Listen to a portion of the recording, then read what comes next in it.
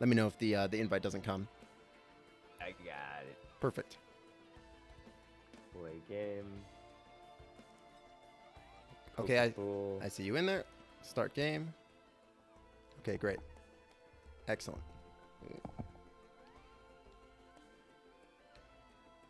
All right. All right. Looks like everything's up and running. Yes. I think we're good to go now. Cool. All right. Oh man, what a fun audio issue. Yeah.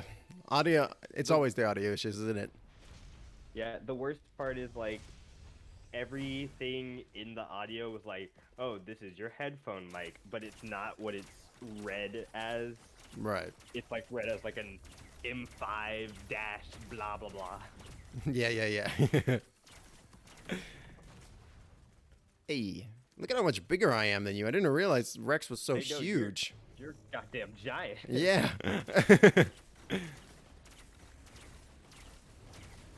Oh shit. A fucking giant robot. Yeah. So like I mentioned, the general gist of this game is kill guys, get money, and then find the teleporter, and then leave after killing the boss. But as you play the game, you'll notice up in the top right corner there is a bar, right? That's like filling up slowly.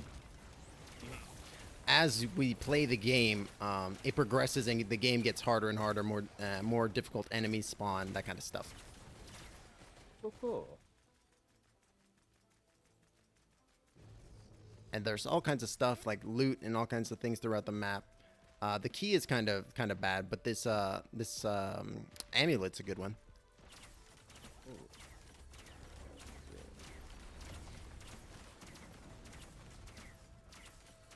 And you should just be able to buy the amulet by interacting with the thing. Perfect. Nice.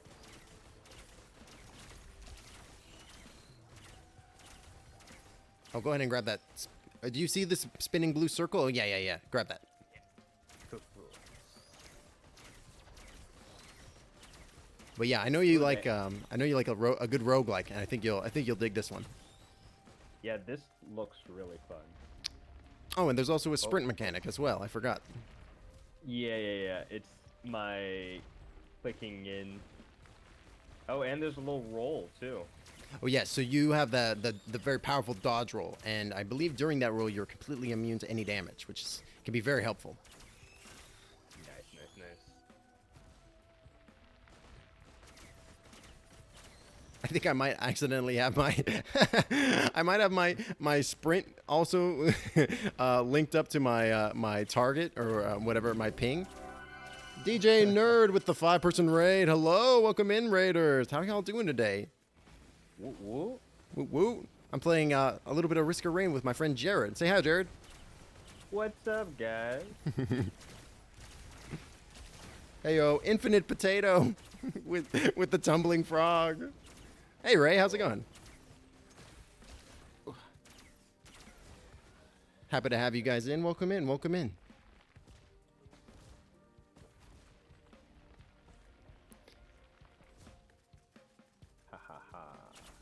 So this is my my good friend Jared's first time playing Risk of Rain. We're trying to get as far as we can and not die, ideally. like always. Whoa. Okay, so there is fall damage. I totally forgot about that though. Oh no. I jumped after you as soon as you said that. Whoopsies.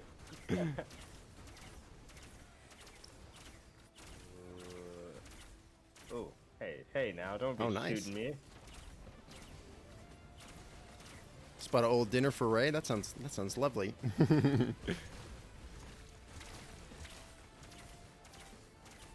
So these things over here, this funny device, this is like a 3D printer. So it will take any items that you have already and it will convert them into that, in whatever the little item in that pedestal is, which is kind of good and kind of bad. It's mixed.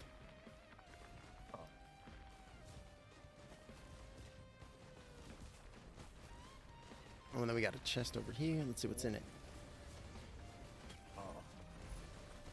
on now.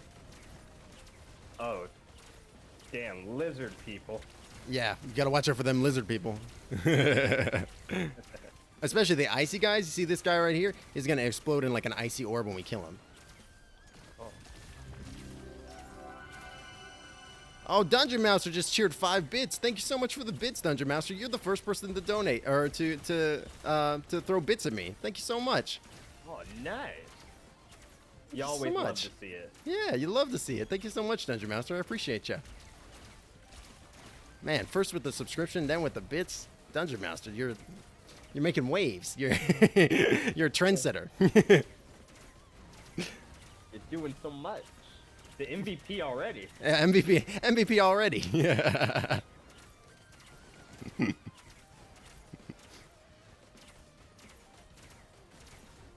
I'm thinking the amulet was the best buy I could have gotten. That Yeah. little shield that it's giving me is really good. Yeah, the shield is very strong. All right, so the boss thing is right over here as well. Oh, and I see a turret. I'm gonna grab. Ow. This like evil looking thing.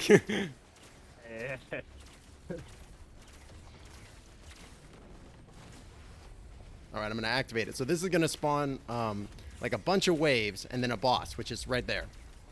Oh, yep. Yup. That looks like a boss. That Yep. looks like a boss. That's something I'd see.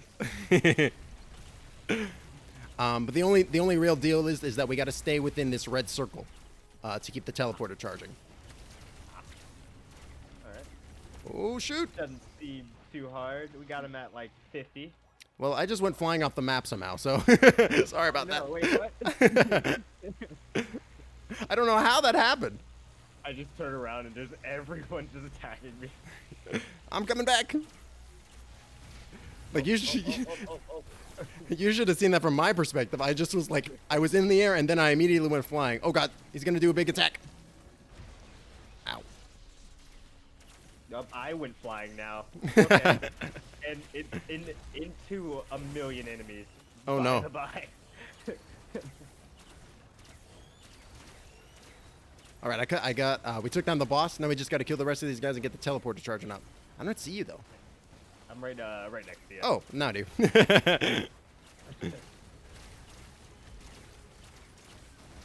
Oh man, there are like literally a million enemies though. I know. It's kind of making my frames drop a little bit. Oh, grab that glowy yellow thing to the right of the teleporter. It's a boss item that we get. Ooh, nice. I don't know what that one does. What does that do? Fire, electric nova. Ooh. That sounds really good. I think it was a gun upgrade. Oh, nice. So a cool thing about this game is that so you know, like in Isaac, there are usually just like one of an item that you can get. Sometimes there are items that do the same thing, like you can get multiple breakfasts or something like that. But there's usually it's like piecemeal, right? One item per effect. With this, you can get items multiple times, and they stack. Nice. All right, the teleporter looks to be active. Nice. Yes, so we are good to go. I also see there you probably have some money up in your top left. Oh no. So, sorry, I forgot to mention that. I did have money in the top left. That's my bad. I forgot to mention. So when you go to the next stage, it takes all of your money that you earned and it drops you to 0 and it converts it all into experience points. Oh. Okay. Well, now I'm a level 7. Yes, I am as well. So this thing over here is a random loot dropper. So this will just give you random stuff occasionally if you pay the price. And then this one over here, this thing right here, that is a basically it's a blood bank. Oh, okay. Man, I love that I can use Binding of Isaac metaphors, and it's just like, oh yeah, I get that. I understand. Yeah. I don't know exactly how many hours I put into Binding of Isaac, but I know it's over 300. Oh yeah. Between Flash Isaac and Rebirth and Afterbirth, I've got at least 300 or 400 hours in that game. And then I also got it on Switch and PS4 also. Why did I do that? You know what? I think the exact same thing. 'Cause I also have it on Switch. Well, I think I bought it on Switch because I was like, it's gonna come with it came with like all these cool stickers and stuff, and I was like, I gotta get the stickers. Come on. Yeah, you kind of have to. Oh Jesus! All these flaming skulls. Man, normally the flaming skulls don't come out in like. Usually there's more ground guys. Like I've never seen so many of these just flaming guys up here. Just like 50 of them just looking at me. Yeah. Ouch. Also, the green orbs are they're healing as well. Nice. That's an item that I picked up. So let's see if we can find some chests. Oh, okay. So you remember how you picked up that circle, like that funny blue circle? Yeah. So that opens these things as well as stuff from the secret shop. Usually you can open this stuff, but it gives you a good thing with a heavy downside. A little bit deal with the devil-esque. All right. This, I got Shadow Fade, whatever that does. That sounds badass. It looks to be faster reload and faster shooting. Oh, that's good. What we got here? Oh wait, where was that random? Oh, that random... he's over here, I believe. And here's a chest you can open as well. Ah. Boop. Oh, nice. Monster tooth. Oh, drops heal orbs. Yes, that was the one that was dropping those green orbs that I mentioned. Oh, perfect. So now we're both dropping heal orbs. That's good. Oh man, these fire guys are nasty. It's funny because like you can kind of tell that there's like a lot of inspiration from Isaac in this game because it's like you can have these standardized enemies, right? And then you can have like champion versions of them which are like on fire or icy and stuff like that, right? And it's like heavy Isaac vibes. Oh, I got move faster. So. Oh, that's a good one. Getting some good items on this run. Yeah. Yeah, because you'll notice that you're a little sluggish to start the game out, but like if you get like enough move speed upgrades, you can just like literally whiz across the entire map. It's really cool. Zooming right now. We're doing well too. Oh, okay. So over here, there are special barrels. This orange one is an equipment barrel. Oh. Call down lightning strikes on targeted monsters. That's a good one. Ultimate. Yes, it is an ultimate. Yes, so triangle to activate your ult, and then it refreshes over time. Cool. Oh, that's good. I see some. What is this? Who's shooting me? Oh, it's it's the skeleton, flaming head. Oh, flaming head. Let's see what we got. Ooh, the guillotine. That's a good one.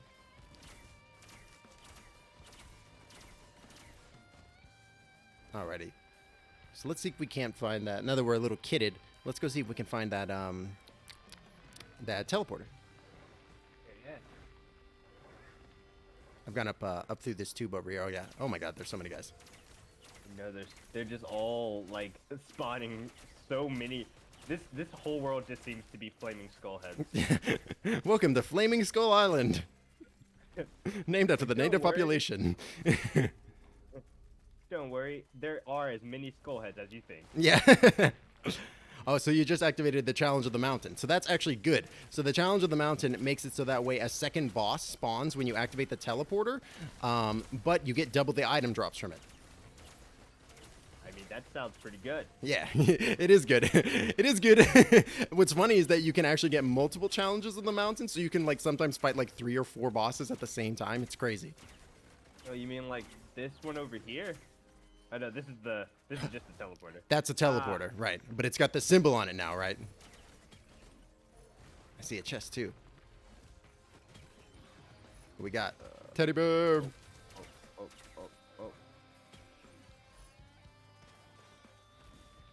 Nice. Okay. Let's see.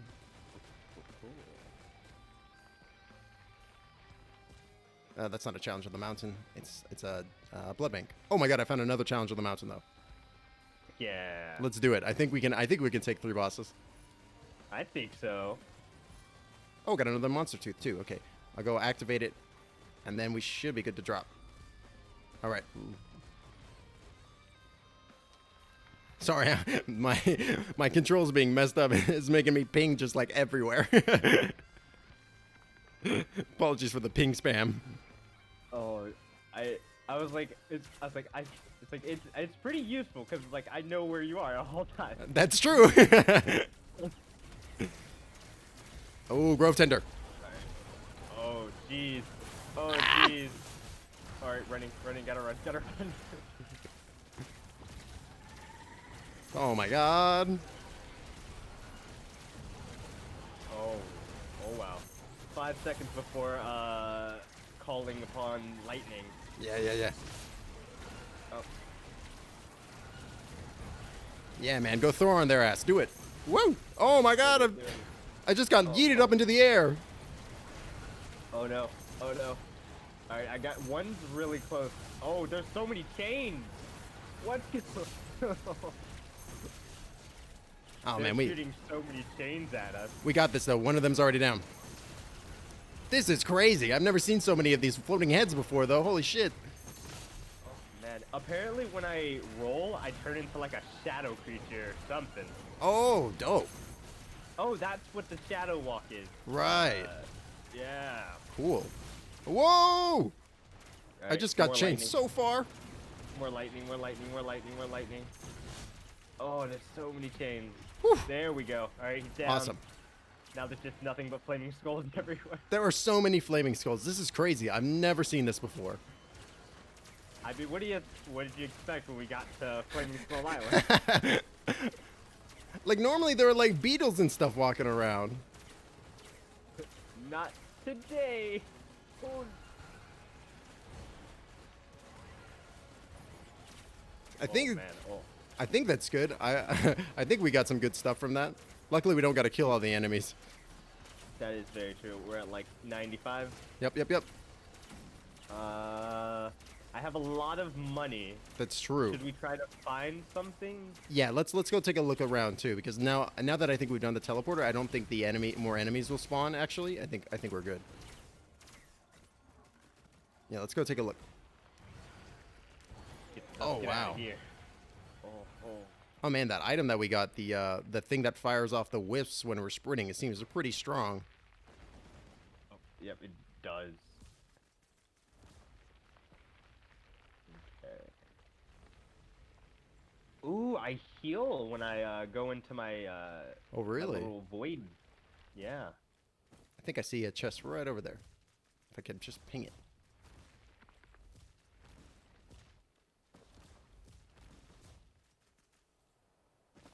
Thank you so much for the lurk, Mouster. Appreciate you. Oh wait, that chest is open. Well,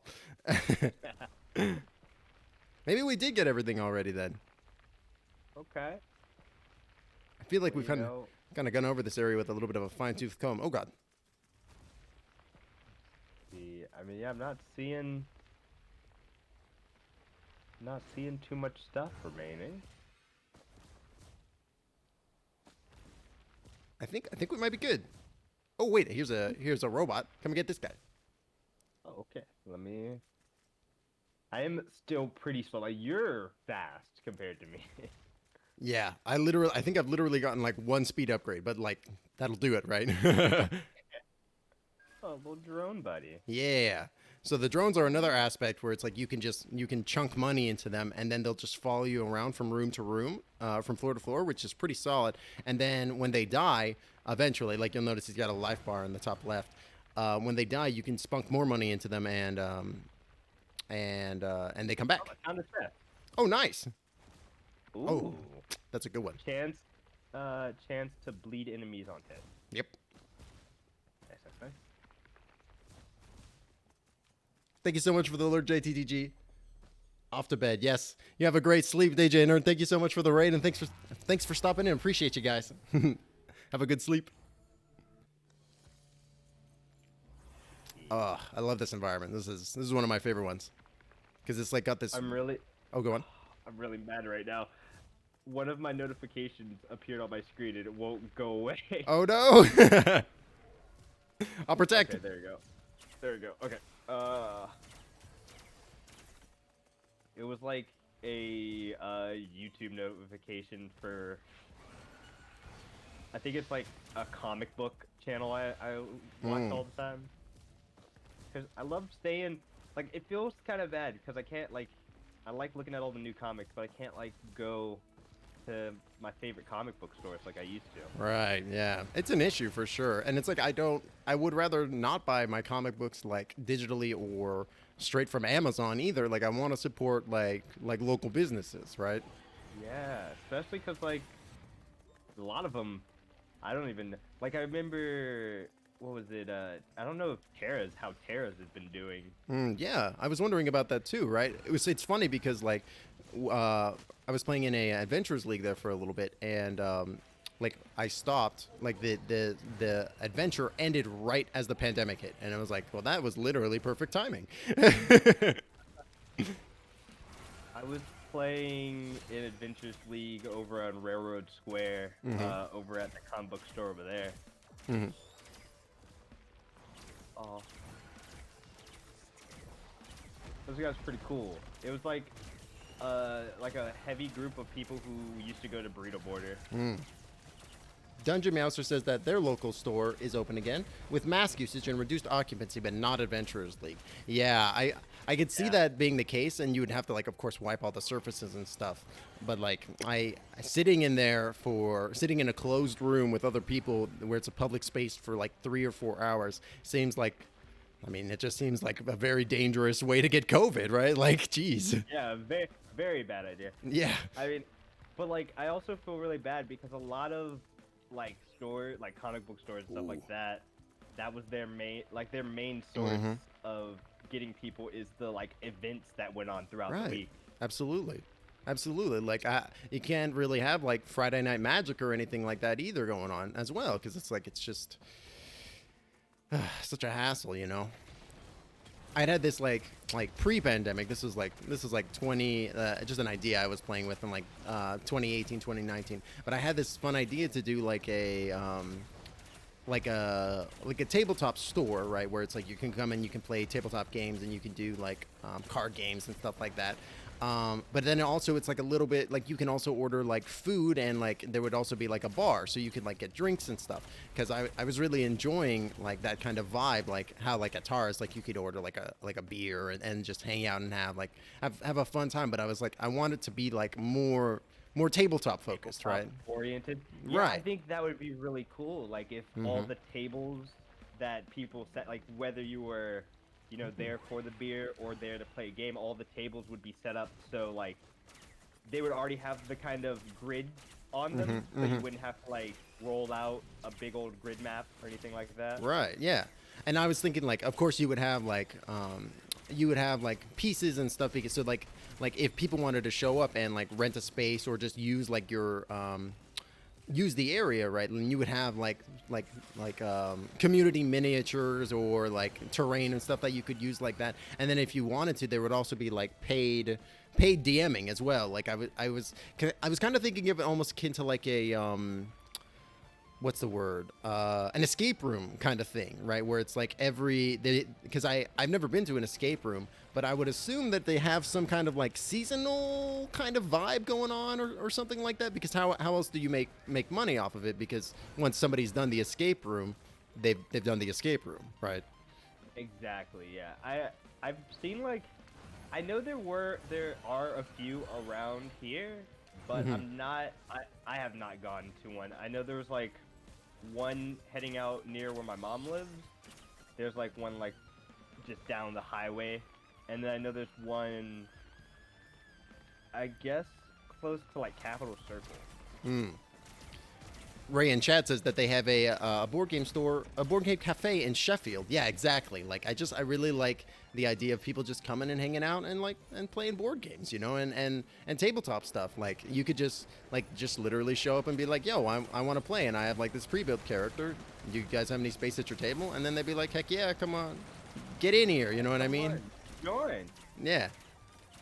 Which is always what I've loved. Like when I first was getting into playing D&D, I didn't know how to do it, right? Because I was like, man, there's not like, I don't have D&D stuff myself yet, Right. and I don't really know people who are actively playing D&D. Right. So when I went to Burrito Border, it was really just I need to go.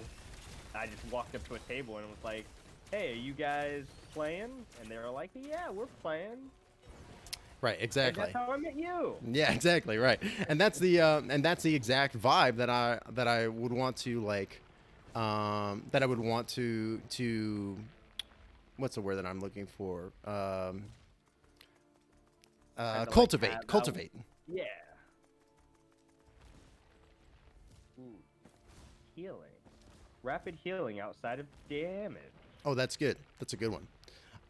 And yeah, and like I've been playing with this idea for like a couple years, like nothing concrete, but it's like now that the pandemic is going on, it's just like, well, I'm just gonna go ahead and shelve all those ideas that I have about running a business or something like that until like I don't know 5 years or something until all disease has been eliminated forever, or or whatever comes sooner, right? Like, Exactly, yeah. Honestly, I feel that. So like, as I told you before, I was like, I've been looking at houses because instead of renting, I'm gonna buy a house Right. when I move. And like, there's a lot of studio spaces that are just like, I've seen some that were just like gas stations that Oh my are God. just abandoned. Where I mean, I guess you could technically do whatever you want in it once you buy it. And I was like, Right. I mean, it would be a cool little place to make to get some stuff going, but yeah, whenever all disease has been eliminated. Yeah. Jonas says that they used to work for a board game cafe in Oxford, and so did Mary. Oh wow, that's cool. We didn't work there at the same time though. Small world. Yeah, exactly.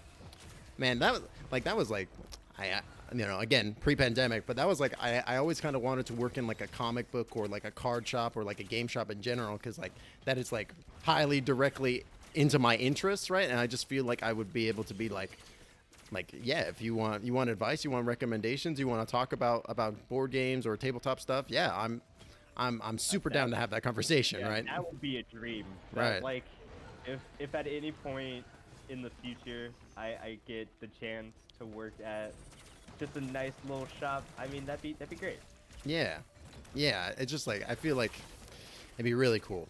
It has the capacity to be really, I feel like rewarding, because it's like you're talking with these people who are also into things that you like, right? And it's like, yeah, and if you like if like just talking with them and like, so you like this kind of thing?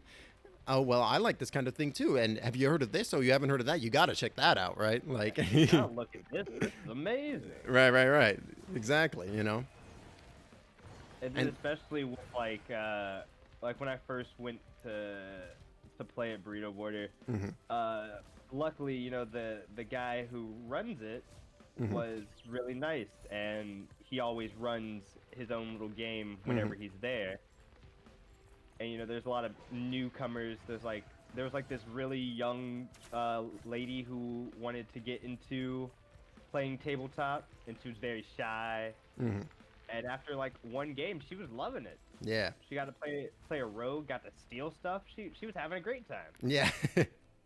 Yeah, I think that's the thing about tabletop games that makes them so interesting in general, is that they are, if you enjoyed like telling a story when you were a kid, or like playing make believe with your friends, which I think that is a pretty universal, like a pretty universal thing, right? Then you'll enjoy playing a tabletop game, because it's literally that, except with just a little bit more rules to adjudicate uncertainty. But other than that, it's basically just pretend, right? Honestly, I like it's a really good community. It's really fun, and like there's a lot of people where they're like, I don't think I'll be any good at playing D&D. It's like there's no being good at it. Right. It's just all like either theater of the mind or just like a fun time that you're having with your friends. If you're having a good time with friends, that's all that matters. Pretty much, yeah. I mean, because like I've read this really interesting book recently. I can't remember what it's called. I can see it on my shelf over there. I just can't make the title out. But it's basically like a quote unquote handbook on how to like run really good and interesting games. And one of the main like first chapters of the book is that like you're telling a story collectively for an audience, right? But the audience are also the players and the dungeon master as well, right? You are a part of the audience just as much as you are part of creating the story, and your enjoyment as a member of the audience is like paramount, right? Because that's what you should be focusing on, telling this interesting story that I got a book. Telling this interesting story that appeals to both you and the rest of the party, right? Exactly. And that's why, like, I always, like, whenever we play a game, or honestly, if I play any tabletop, like, when I DM, I love when super crazy, unexpected shit happens. Oh, yeah. Like, on Wednesday, when that was not my plan on how the game was supposed to go on Wednesday. Right? It was going to be, you guys go into the place, you guys were gonna talk to Puck. Puck was gonna try to steal someone's name, like he did.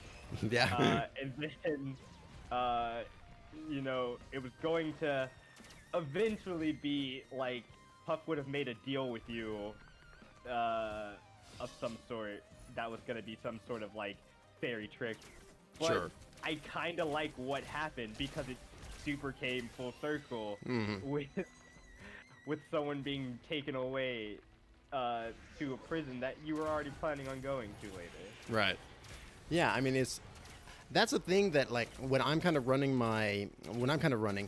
unless it's something like, for example, like the Mad Mage that we've been playing, normally I will, like, just create a very rough outline of things that can, or I think would be interesting if they would occur in the session, right? And then I just, like, riff on whatever the players are putting out.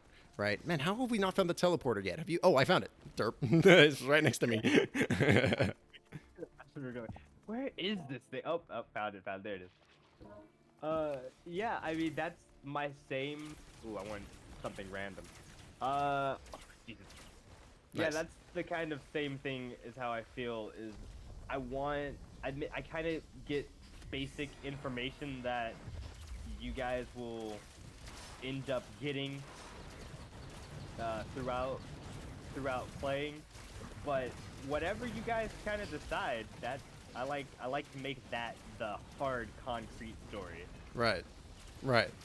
Like there's this good quote that I saw on Twitter the other day where it's like, I don't control the story, I'm just the dungeon master, right? Which I think is very real, right? Like I'm much more interested in like riffing on what the players are putting out and doing and like making their choices meaningful and impactful, and because the players will make really interesting choices that like I feel like some DMs are so nervous about leaning into because they're like, well, but if I do that, then I'm not going to be able to, then my story kind of goes out the window. And it's like, well, I mean, you should be putting the players at the forefront of the story anyway, right? Exactly. That's why I had to leave my Monster of the Week game. The first one. Right. Because the guy who was the dungeon master, it wasn't like how I view playing a tabletop is it is a cooperative, like playing any game tabletop, it's a cooperative storytelling. It's not, I don't want to take control of the whole story and tell my players how they have to act and how they have to be. That's not fun. Right. Because if you were to do that, you're basically just writing a novel, right? Yes, exactly. If you want to write a novel, go ahead, write yourself a novel. Right. Right. You know, it's better what other people can help come up with. Absolutely. There's actually this really interesting book series that I really like called. I actually see an item over here before we go through the portal. I see there's this really good book series that I really enjoyed. They're making it into a show on HBO. I'm a little nervous about that, but it should be interesting. It's called the Wild Card series, and it's all about basically the gist is that like these aliens released like this mutagenic pathogen onto Earth, and like to like 90% of the people that get exposed to it, they just die. Oh wait, this is bad. 90% of the people exposed to it, they just die. But the remaining 10%, 9/10 of those people mutate into horrible monsters, Okay. and the remaining 1% of those people, they get like some sweet superpower of some description, and so it's really Better, the little saw blade or the lightning? go with the lightning. I've already got a subway. Okay. So, and these aliens were like, well, they were at war with themselves, right? And they're like, well, we don't want to drop this on the alien. We don't want to drop this on the enemy, because if we drop it on them, then like a small percentage of their population will survive, and then they'll have sweet superpowers, and they'll screw the rest of us, right? And they were like, we can't use it on ourselves to get sweet superpowers because it kills 99% of people, basically, right? So let's just test it. Right. Right, exactly. And so they tested it by dropping it on New York City in like the 1940s. So so like World War II never ends up happening because of it, I think. I can't remember. It's been a while since I've read this series. But the reason why I wanted to touch on it is because the series in itself is an anthology series. It's actually written by multiple people. Like one book, each chapter will focus on a different character, and it will be by a different author. See, I like that. That's what makes me excited for my for my Saturday game for Monster of the Week, is just because we are doing like a round robin kind of thing, and it's a bi-weekly game. Right. So everyone will have like at least about 2 weeks to kind of concrete their own little help on like the narrative, which will also like be then like added on to a bigger world that we all work on together. Right. Yeah, exactly. It all feeds into itself. Yeah. Yeah, and I feel like the capacity for that kind of stuff is really really interesting, especially with like tabletop games, right? Like that's part of the reason why I really like Powered by the Apocalypse and in general, because like I don't have enough money. In my opinion, like that is like one of the strongest things that the system does successfully, is that it really forces you and the rest of the players to build a world together, which I think is super, super cool. It's like, I don't know why, like in my opinion, I feel like D&D should have that as well, right? Where it's like when you're starting the campaign. God, what is that? Where are you at? Oh, I see you. Over by a flaming sandworm. Oh, yep, that's a lava worm. Yep, that's a thing. I got another sprint upgrade, so I'm coming your way. I see him. I'm seeing him. Oh, jeez. I'm seeing him digging through everything. Yeah, I'm trying to hit him with lightning, but I'm not getting a lock on him in time. But yeah, I just like, why doesn't D&D have this like tabletop style, like, or this this like world building aspect to it too, right? Like it really feels like it not only should it have it, but it kind of needs it, right? Because sometimes it will like don't get me wrong, like starting in a random dungeon and you don't know anybody, and you don't know who your friends are, or really the other people, that can be compelling too, absolutely. But like I feel like in most situations, in most games, if you're it drives player engagement, right? And it keeps the players invested and active in the game, because it's like, well, I care about this because I helped make it, right? Exactly. And which I also think it becomes like, because like the biggest problem when, you know, playing D&D with people is like, yeah, you start off in your own little like dungeon or in a tavern or whatever, but everyone kind of has their own motives and like their own kind of reasons for doing something, but it doesn't always allow for people, because like we've all played a game where someone just has clearly unrelated motives to, to whatever is going on with the rest of the party. Absolutely. Like I've had a game where it was one guy who made his backstory and it was so compelling for him, and he just wanted to run and do a bunch of stuff that everyone else didn't want to do because they didn't care about what he wanted. Yeah, exactly, right. And when you have these kind of disconnects between different player goals and experiences, it can cause friction. Absolutely. Yeah, it really can. Oh, I don't want to scrap anything. It can, but that's why I like whenever we play and you have that the pretty much the history on how you know Right. the people around the table, which is Mhm. I think more people should use. After you did that, I use it in every one of my games. Oh, that's so nice to hear. That's great. Yeah, I just feel like it's one of those things where it's like, again, it really should just be in the core rulebook of D&D, right? Where it's like, yeah, this is how you know each other. You're not just like a random group of people that are traveling together for no reason. You have ties and bonds and connections to one another greater than just you fight monsters together, right? Yeah. You know, not everyone is just like, I'm gonna just follow these guys because they're here. They're the Right. only other people who aren't the DM talking to me, so. Right, exactly, right.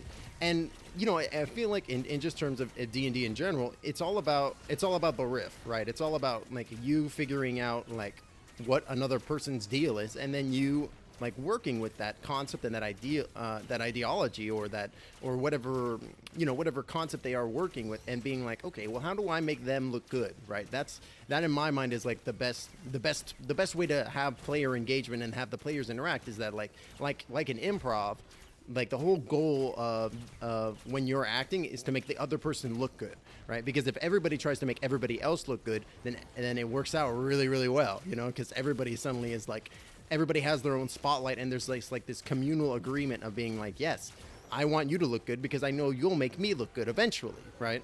Exactly. And that's what I love about improv. Improv is my favorite thing. Like that. Yeah. Oh no, yeah, and like it's really interesting because like there is like some very heavy like interaction between like improv and D&D, which is really cool. Like I really like that the like how like you can totally take improv techniques and concepts and like those general like warm-ups even, and like they're totally applicable to D&D as well, right? It really helps out. It really helps out. I've taught a like very amateur improv class, and when I say very amateur, I mean like a range of like little kids to like Sure. angsty teenagers. Sure. Which, you know, it's funny when you like. I would say the best people for improv are definitely like that 10 to 12-year-old range. Mm-hmm. Because their imaginations are just really great. And then they seem to lose it as soon as they turn into teenagers. Art jokes. Right. Oh man, it's funny that you mentioned that, because I one time when the Ravnica book had just came out, I went to a one shot like that was being hosted at the local game store because I wanted to test it out, and it was super interesting because there were like a bunch of younger people there, like there in the group that we were playing. There was like so I've just summoned a mini boss. He's over there. So there was like a bunch of people there, but we ended up playing with like two younger individuals. They were probably like, they couldn't have been. I don't even think they were teens. Like one of them looked like he was 10, and the other one looked like he was 8. And it was like some of the most fun I've ever had playing Dungeons and Dragons, honestly, because it was really this interesting mishmash where it was like these kids were like taking the game so seriously, you know what I mean? Like they were like into it, and this was like super serious. I'm gonna die. Hold on, I gotta. Oh no! Just So, get somewhere. Yeah, I got launched by the boss, and then I landed on a cliff. Whoa! I dodged the heal, and then immediately got thrown off a cliff while dodging. Oh, he's dead. He's dead for sure. We got him. Yeah, there we go. Okay, I'm back at full health now. Nice. You should have just unlocked the secret character for that too. Oh, cool. But yeah, and it was like, so these kids were taking the game super seriously, which I was digging, right? Because it was like they were into their characters, and they were like having like a really good time, but they were taking it so seriously. And I was like, this is amazing, because now I don't have to take it seriously at all, and I can just be goofy. And so I was just goofy. That's part about it. Like, I definitely think it's very easy for younger kids to like get into the mindset of a character. Like when they play a character, they play a character. Right. Yeah, absolutely. Oh, there's some shinies over here. Oh, you're gonna like this one. You're gonna like that one a lot. Let me run over to you. Ooh, a frost relic. That one's super good. So whenever you get kills, you're gonna notice a frost storm around you. Yeah. All right, well let's do it. We're doing pretty good. We are doing well. This is kind of also why I wanted to play on easy mode to begin with as well, because the game is very difficult. The game is very difficult, but on easy mode it's much more manageable, especially if it's your first time playing. I remember I was just like playing it and grinding my head against the wall over and over and over again, trying to do the medium difficulty, and I was just like, whatever, let me just switch to easy mode, just like for one run, and then I had a success, and I was like, well, now I know why. Oh, we're getting close to that impossible though. Oh, yes, we are. All right. Nice, Boss got him. Dead. Good stuff.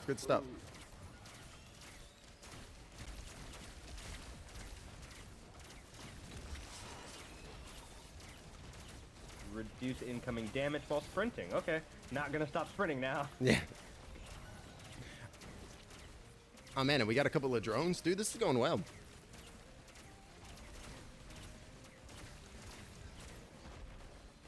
Oh yeah. Oh.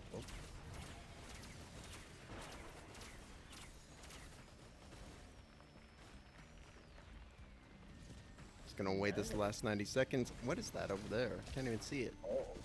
Maybe a drone? Not sure. What the? Oh, God! It's a Godzilla. It's a Chonka boy. All right. Before we go through, I want to just grab this. Oh wait, no, that's an equipment barrel. Never mind. I don't want that. Was there? I'm not sure if there was or wasn't a chest at the top. You can go up to the top if you want. I'll stay by the portal, so that way, if you do or don't find something, we can just teleport immediately. I'm gonna quickly do just one more sweep. Yeah. I'm finding a couple of things too. Here we go. Oop.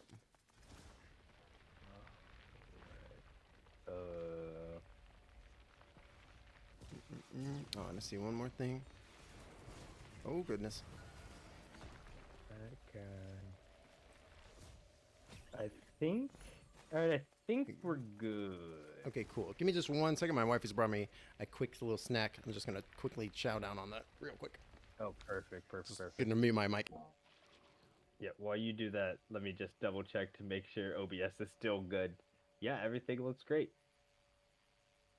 Nice.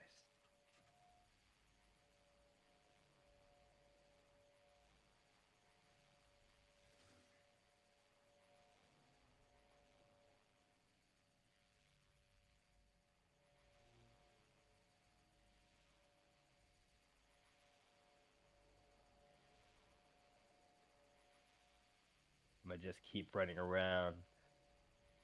See if I can find anything at all.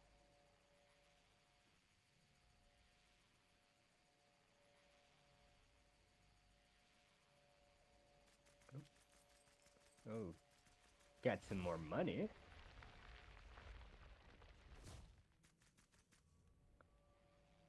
Oh, nope.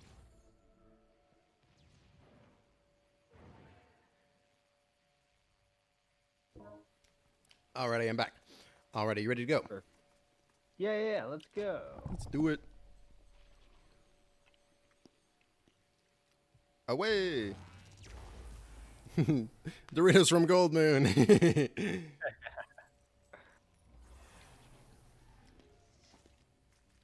Okay, so this is the final level before the boss. Ooh, okay. Oh, another thing I meant to point out to you. You'll notice that all the items and gear that you're picking up, they all go onto your character. Yeah, I see that. I really like that aspect of the game where it's just like as you're playing the game and picking up more and more items, you're oh wow, I just saw the lightning bolt come down in the middle of the sky. That was so cool. Oh, fireworm. But yeah, as you're picking up all this stuff and like tacking it onto your body, right? It's like all Yeah. It's like, really funny that like there's just a bunch of random stuff on the character. right. Yeah, it's like it's almost like you're like losing your humanity a little bit as you're becoming one with the things, right? I really like it. It's cool. And there we go. Oh, I just timed that roll just perfectly so I wouldn't take damage from falling. Nice. That's a really good use of the roll there. Yeah, it's a classic. It's really I like after I got that shadow rift, it's made my roll 10 times better. That's awesome. That's really cool. I think that shadow roll thing that you got. I think so. Like different characters have different like utility style effects. I just got tossed off of the map. Oh no. I'm back. Okay, cool. So different characters have different utility things. So some characters don't have like a dodge roll. Oh shit! Like for example, I don't have a dodge roll. I have a couple. I've got like a push, and I've got like a funny like healing spawn thing. Ooh. Yikes. Nope. Okay, great. So yeah, but it's cool that you had this roll, and then it replaced their roll with another roll. That's pretty sweet. Yeah. Come on, hurry up and die. There we go. This game is really cool spectacle too. Like I really like the way that like so this one specific map is super open, and you can see like the fireworm like arcing along like the open areas. It's really neat.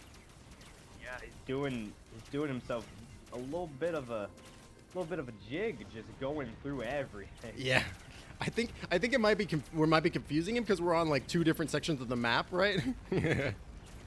Well, I'm like shooting in like from a distance. I can see him just going all around. Oh, he's coming my way. All right, he's at me now. He's pissed now. Ugh. Oh, mind the tall glowing dudes too. They're slow, but they can teleport, and they'll do like a close range slam attack. It's real nasty. Oh, okay. Oh, I've fallen. Oh wait, no. Oh, so like the roll gives me a slight maneuverability while I'm like flying. Uh-huh. So if I do it just right, I can fly. But what if I don't? I fall off the world.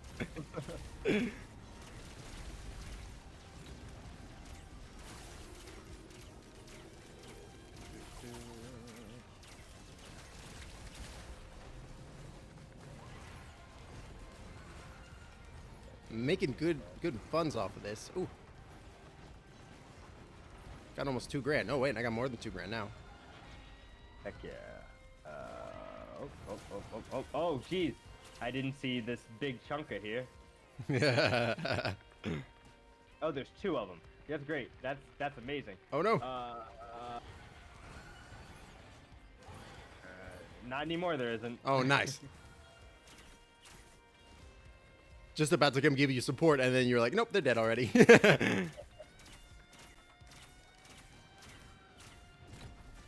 Eat plant. Oh, teleporting guy. Come on. Gotcha. There we go. The music, I'm loving it. Yeah. The music is excellent.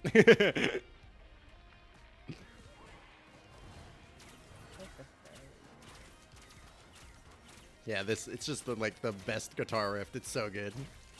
Yeah, like it makes you feel real good as you go through these waves of enemies. Yeah.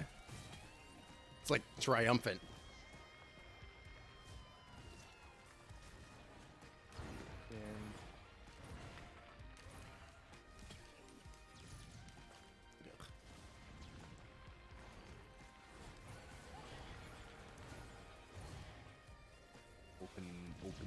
Open.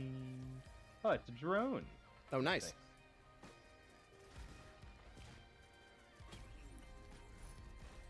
hate these rusted keys. God damn. It's the worst.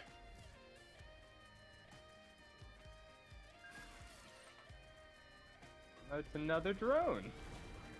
Oh yeah, nice. I like the drones a lot because like you can get some really crazy shit going on with them. Like I've had runs where I've had like a whole like fleet of drones, like 20 of them. It's so cool. Man. I think you're gonna unlock a bunch of stuff from this run too. Like I think you're gonna definitely. Oh, I found the teleporter. I think you're definitely gonna unlock at the very least that secret character that from the boss that we did, and then there's also gonna be. I think you're gonna unlock the huntress as well because we made it to this level. Yeah, no, this game's amazing. It slaps for sure.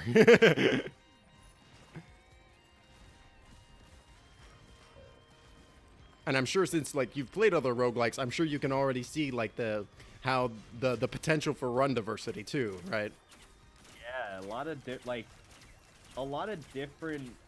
especially because like right now I'm just grabbing stuff and throwing it on this guy. Yeah, pretty much.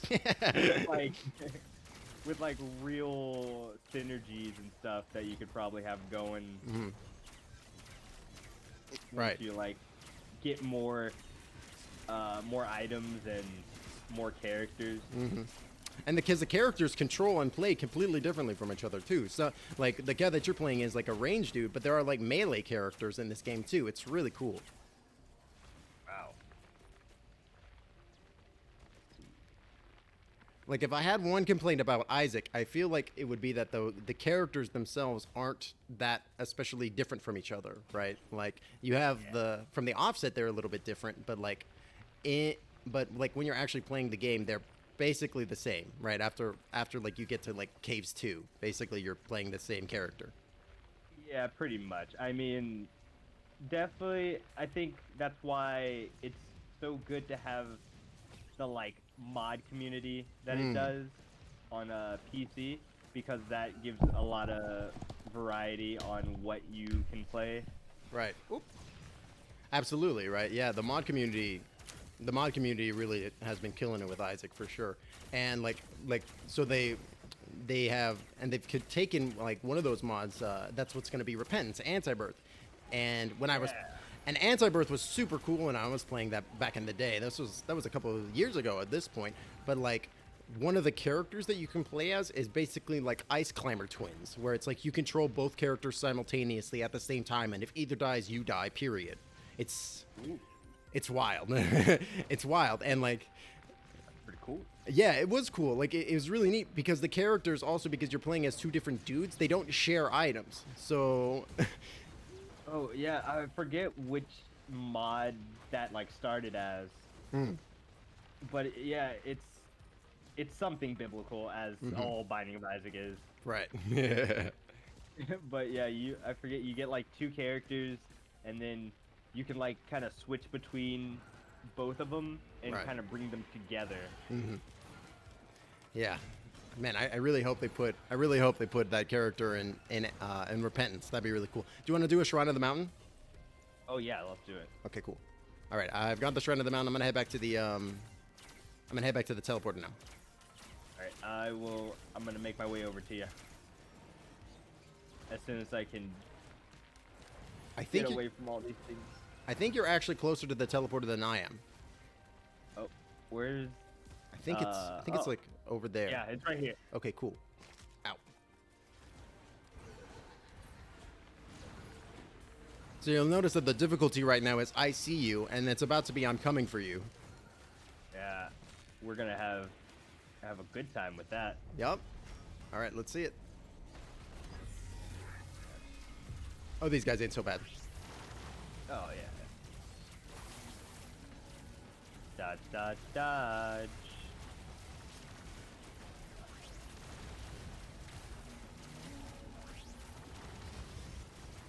Jesus Christ. Oh my goodness. Oh. Chaos reigns. It is. All right, now these particle effects here are destroying my computer.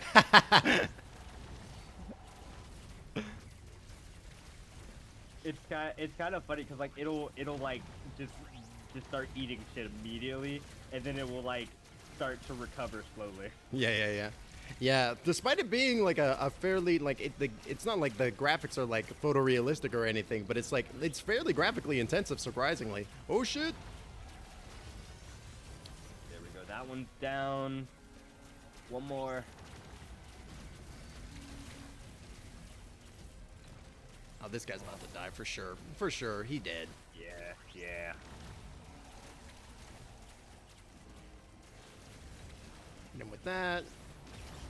Oh, and I went flying into the air. Alright, I'll just... Oh no. That wasn't as good as I thought it would be. Alright.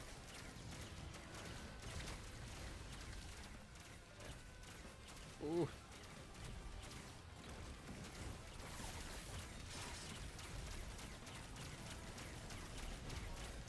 You got some books here for you as well. Around the teleporter, they're your reward. Check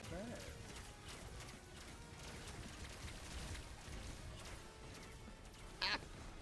I got frozen. All right. Okay, so we got all the guys. I guess we could continue to scout. Oh, I do see one chest that's like real close. I'll just go open it. Oh, and I'll take this too. Oh, and there's another chest right here. That's nice. Let's see what we got. Oh, nice. And let's see what's in this. Oh, there's one over here as well.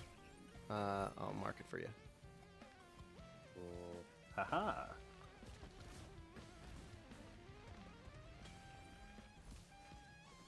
Let's see. Heal all nearby allies after standing still for 2 seconds. Oh yeah, that one's a really interesting one. So there's this character called the Engineer, and his main deal is that he can get these like friendly turrets that he can place down. But the cool thing about the turrets is that they get all of the items that he has, so that's super strong with them because you can put them right next to each other, so they heal each other too. It's super cool. So there is a squid turret somewhere. I don't know where he is. Yeah. I can just see him. Like I'm looking on the side of my screen with like all the bars of all the things I have. There's like missile drones, healing drones, gunner drones. Oh man. All right, are you ready to proceed? Yeah. Oh wait, one more drone. Oh yeah. And yeah, let's go. Let's go.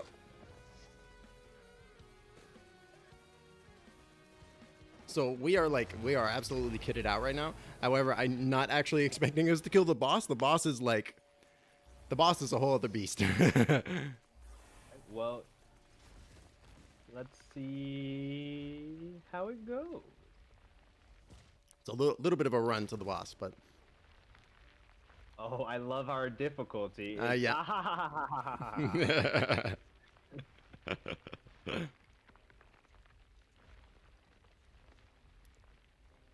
God, it's so peaceful.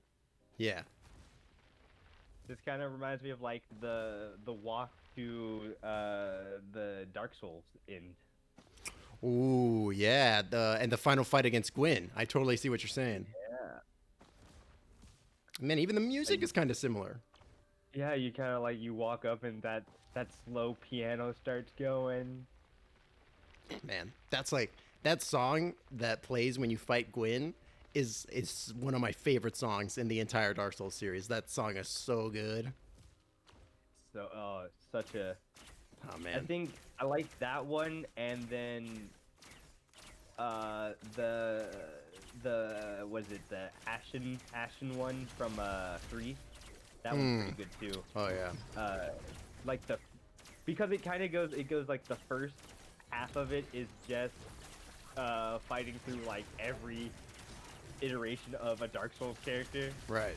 and then it's just fighting Gwyn after that. Yeah. Man, the music in Dark Souls though is like some of the best like orchestral and like audio pieces I think in any video game. The music is incredible. So good. I love how I just hit like a bunch of enemies from a distance.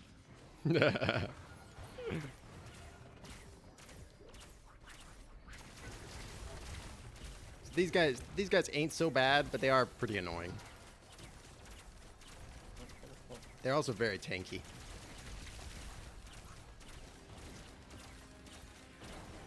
Whoa, is that you? Oh, that was cool. Yeah. The All Father has blessed me. Guys, I've been just loving American Gods. Like it's just something about that form of ideology that makes me really happy. Where everything is correct. Just Right. like instead of one thing being correct, everything is correct. No, yeah, I feel like American Gods is such an interesting, like the Neil Gaiman's creation is such a fascinating one because it's like I love like it's about the gods, right? But it also is like a focus on the people, right? Because the gods are like a reflection of the people and their beliefs, and their power is directly like proportional to that, right? And it's like so interesting. Like the gods are real because people believe in the gods, right? As much of a tautology as that is. My favorite, because my favorite scene is when Anansi is reciting how a god is created, and it's the imagery of all of the slaves on the slave ship as they're coming over to America, and just their belief and wanting to overcome allows the power of a god to follow them from their homeland over to new lands. I think I know the exact scene you're talking about too, when they're on the ship. Yeah, and then Nancy's like slowly narrating how everything is coming to be of a creation of a god. Oh, and man. then you see that as well when you watch Mr. Worldwide, you know? Like, it's fun. So in, like, Season 3, Mr. Worldwide is obviously, it starts off as a white man in New Age America. He's the American dream. And then, as the world is changing, he changes. So, oh, really? The very first scene is the old Mr. Worldwide. He's looking at himself in a mirror. Well, he's looking at himself like at his computer or whatever. And he gets up and he's like, it's pretty much like him getting dressed for the day. And it's just him like walk over, pick a pair of high heels off of like his shoe rack and put them on, and he becomes a black woman, because that's what America, like a strong, independent black woman is also the American dream. And then halfway, he also, like, when he wants to be more threatening and whatnot, he becomes Danny Trejo. Oh my god, that sounds amazing. Yeah, that, like, all the conceptions and all the the tones and the different, like, I feel like they're really nailing that show. It's really, really interesting. Like, and I'm really glad that they have Neil Gaiman on as like a producer and like a and they're like they're talking to him too about like what he was like in like thinking about with his creation as well. I feel like that's really like added to the piece too. Yeah, because there's a lot of like for anyone who hasn't seen American Gods, like those themes are powerful. Like it's like the first time I watched American Gods, I blown away. Just strictly blown away with not only just like the power that like scenes held, but just the main character. And then like the very first episode, he gets lynched by like the I forgot about that. You're super right. Yeah. Like his Goonies come and they straight up lynch him, which is such a strong, is such a strong thing for anyone, but like that, that's metaphorically and physically, like that's something that speaks out very heavily. Oh yeah, definitely. I mean, that imagery and that, like, I mean, absolutely. It's a heavy topic, but like the one that they've handled well for sure. And like I really like like you were saying, like the tone and the way that they are handling like these societal issues and like concepts and conceits is really like it shows like a really great level of forethought, which is really really cool. Like it's really good. So this And then oh sorry, just real quick, this go area ahead. this area over here is a little bit like a shop, so you can buy items, but it will take items that you currently have and give them, like they'll take them off your hands, and instead you'll get whatever item is here. So nice. I'm fighting my greatest enemy, platforming. oh yes.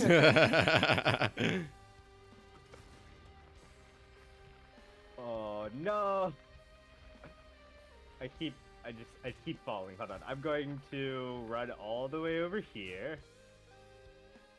And then Hey buddy. oh no. I think Wait, I just is that no fall? that's no, not I was like, did I fall down? And then I just see you dead. Oh, you're so low on health. Hold on. How do I get to you? I think I have some mushrooms too, but I think what's your HP at? I think if you fall off right now, I think you'll survive and you'll just spawn right on top with me. Alright, well, a 360 no scope, whatever I see. Oh, There we go. geez. And now come over to me. I've got some healing going on as well. Wow, what was that? That was cool. I'm not sure. I think it's something that happens whenever I take damage. I think it does like a little AoE. What was I gonna say? Oh, have you seen? Speaking of Neil Gaiman, have you seen Good Omens? Oh, I loved Good Omens. Oh hell yeah, Good Omens was so good. Gosh, it's so great, especially with like the like demon and angel working together and stuff like that. Oh, I was loving it. Yeah. Because it makes sense that even in an apocalypse, there's probably a lot of demons and angels who are like, I don't want to have an apocalypse. Right. That doesn't sound fun. Right. No, and I really liked that like the main conceit of the show was like the demons and the angels, they both want the apocalypse to happen because they want to settle the fucking score, right? Yeah. Oh. Because you got to see who's better. Right, right. And it's like, and it seemed like Crowley and I can't remember the angel's name, but it seemed like the two of them were the only ones that were like, I don't think we really should have a war. Something like that. Something yeah. like that. There's definitely, I mean, in all like if I was, cause even if you win, you don't win without a million casualties. Right, right. And I just, it was that, it almost felt like the angels were more lawful neutral than lawful good, right? Like they were just so obsessed with, oh, here's Mithrix, by the way. He's the king of nothing. That's a name. Yeah, right? The king of nothing. He'd be good friends with the guy from the Neverending Story, right? Oh yeah. You But get yeah. him, you get this guy, and you get the nameless king all in one, Yeah. all in one room. It's a crazy party. Oh man, that's funny actually. Okay, so he's gonna jump into the middle. He's gonna do a slam attack. Make sure to jump. Whoop.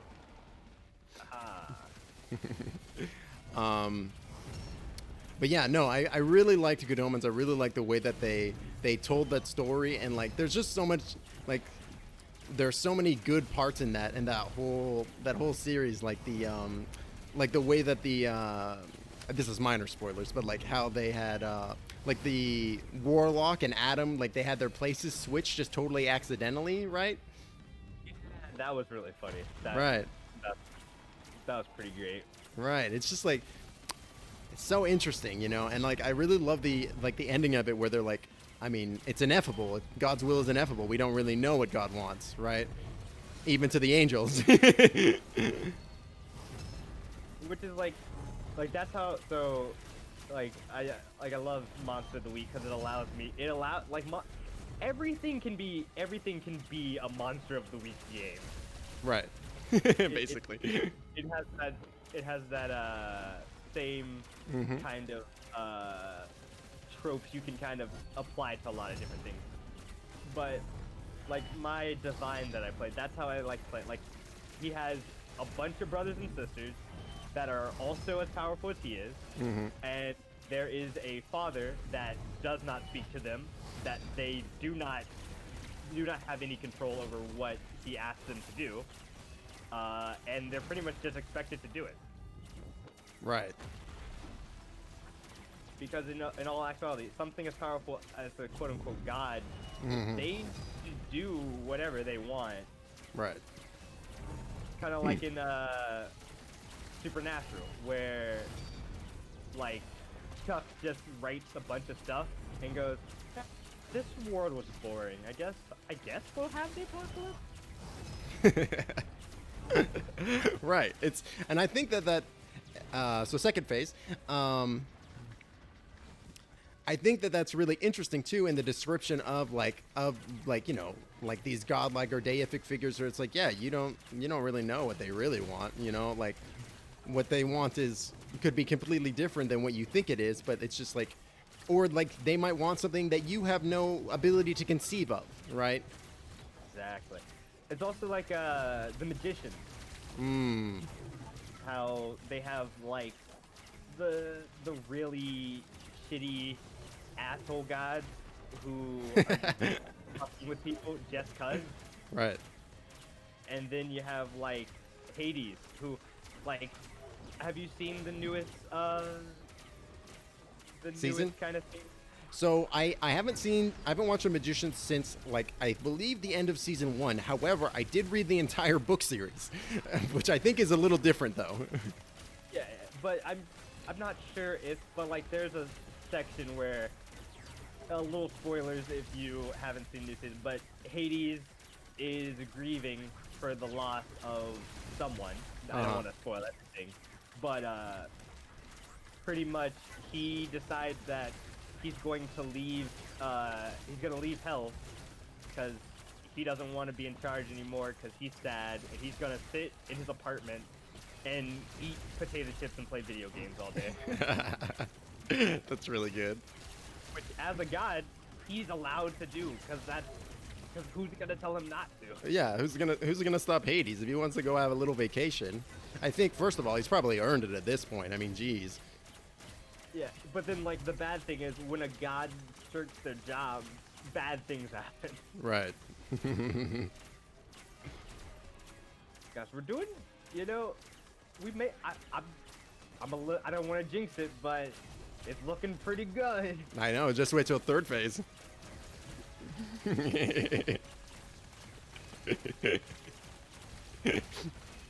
But yeah, I know. I also noticed I saw on your Steam games list. You've been playing Hades. What do you think about that? Mithrix is back, by the way. See, love him. Happy he's here. That's a fun concept, especially just of like, you know, because that is always a big story. Like, I do love Greek story. See, it's very hard to say I love Greek stories because they're all super problematic and were written by the worst kind of people. Yeah. But the like core of the story is nice, but the way they're written, not so nice. Yeah, it's just like I talked about this the other day about like talking about like authors or people who make bodies of work, but then they're kind of problematic individuals, like for example H.P. Lovecraft or J.K. Rowling, right? Where it's like talking about like the divergence of like them and their works, right? And whether or not it's even acceptable to enjoy that kind of stuff. And like I'm kind of the agreement or of the opinion that it can be okay, but you have to do so with the caveat of being like, oh no, my friend! Oh, I'm dead. I'm dead. This is usually where I die. This attack right here is usually where I die. I'm about to die. I'm dead. Listen, that was pretty good though. Yep. That got to about exactly where I was expecting. I was like, we'll be able to handle the first two phases, no problem. Third phase, we're probably gonna die.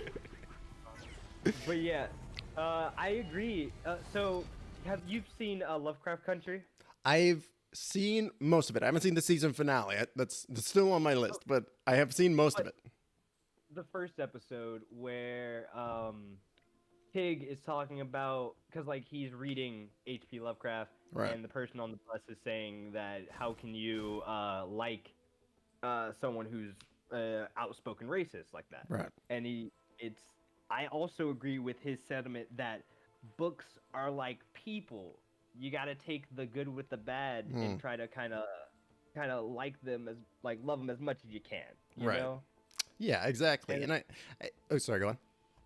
yeah, it's just like when you find like a person who grew up very bigoted, you know, y- it's very like if they try to get out of that and try to change their view Oh, and sorry, kind of I make it backed out real quick.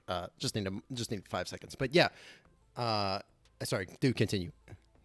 just like uh you see these books and you see everything and you definitely don't want to fall into the trope of liking open races. But that's the thing. I don't like H.P. Lovecraft. The books he writes are kind of interesting. Right. Yeah, exactly. It's all about. I mean, I think it's.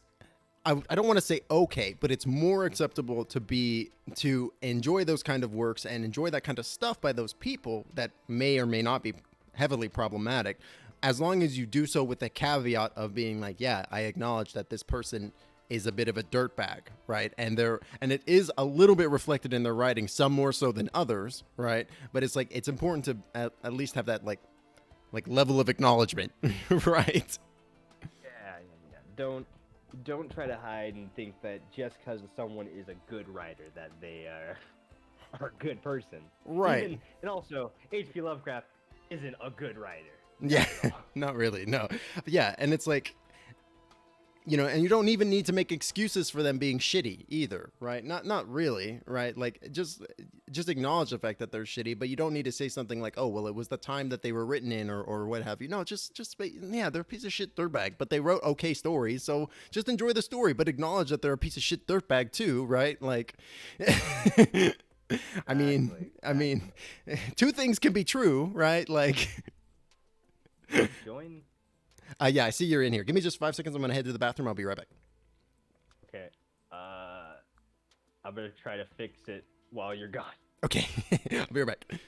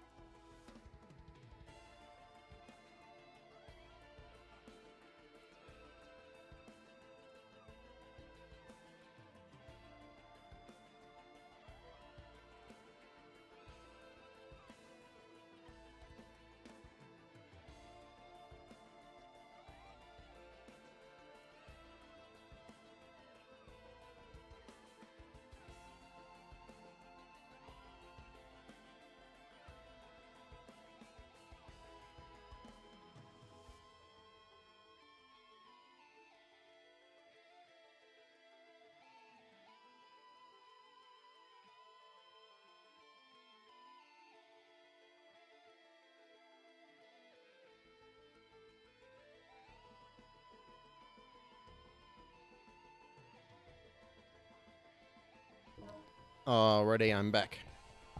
Perfect. All right, will you invite me one more time? Yeah.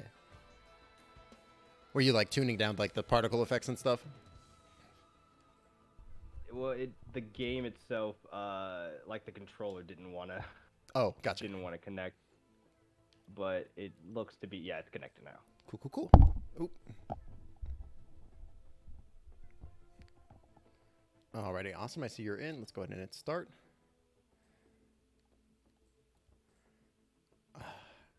So yeah, I think you should have unlocked the Huntress, which is a really cool survivor. They're a bit of a glass cannon, but they have like an auto aim attack, which is pretty neat. And and the loader. The loader's cool. I want to try the loader. He looks really cool. He's neat. Okay, and let me go with, I'm gonna play somebody new. I think I'll go with the Huntress. See if is there any. Just want to see if there's anything I want to change.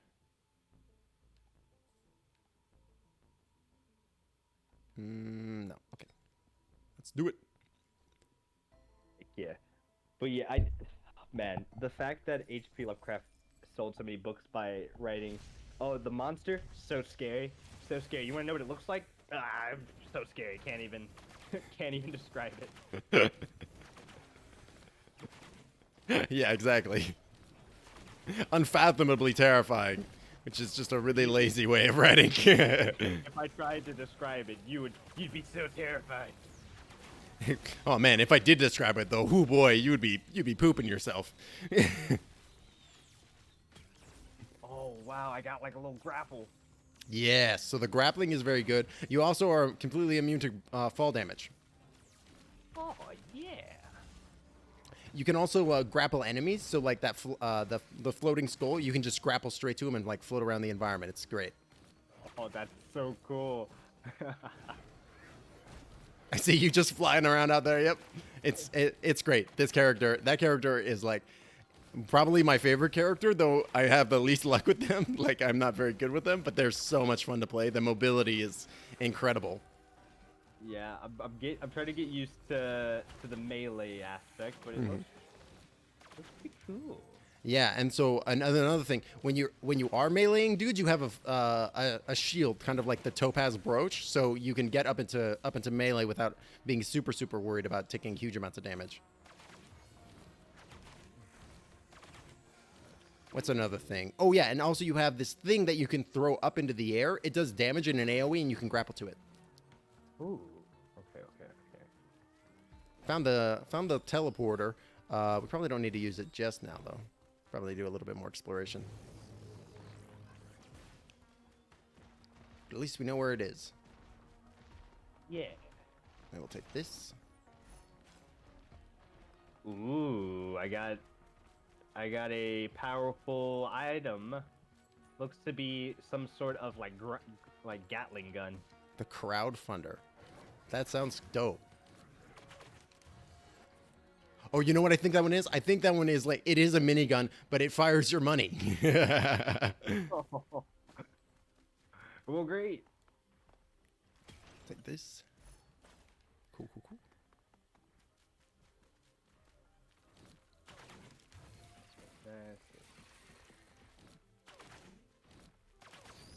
Oh, and I got a little charge fist. Okay. Oh yeah, and that charge attack is dope. You can do that while you're grappling something, so you can do that from midair, and it will just give you like a huge like Doom Fist style rocket fist. It's dope. Gosh, I wish I had got more into Overwatch. I'm pretty sure I have it still. Okay.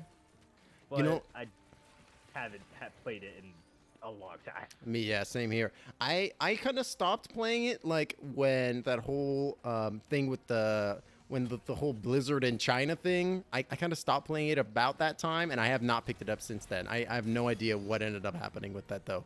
I think that they ended up like reinstating the dude, but I was just like kind of appalled by their handling of it. You know, I mean, it's pretty bad, pretty real bad. It's oh man, it's so hard to like things nowadays. Yeah, it is really like especially when the creators make it very difficult for you to like something by just being an asshole, right? Like, it's crazy. It's just so, it's like, oh man, I just can't. It's so much. It's too much. People do a lot to make you not want to enjoy the content that they make. Yeah, and sometimes it's the people that make the content that do that too, which is just the weirdest thing. It's just like, can you just not make it problematic for me to like your thing? I would just really like to enjoy the thing that you're working on. Like, come on, brother. Like, I have not seen a JonTron video in forever. Oh my god, I totally forgot about that dude. Yeah, exactly. It's just like, can you just... You know, when you go on Twitter and go, racism is fake. Yeah, again, it's just like, why are you like this? Like we were talking about, like, the actress who played Cara Dune last time we were chatting, and it was like, yeah, all you have to do is not go online and tweet weird anti-Semitic bullshit. Like, it's really not hard. Like, I go every day and I never tweet out anything anti-Semitic. Right, like, it shouldn't be hard for you to not be an asshole, I guess. Like, the last thing I tweeted was, what? Would you date a guy who breaks the fourth wall constantly, stares into nothing, just stares at nothing? That's really funny, actually.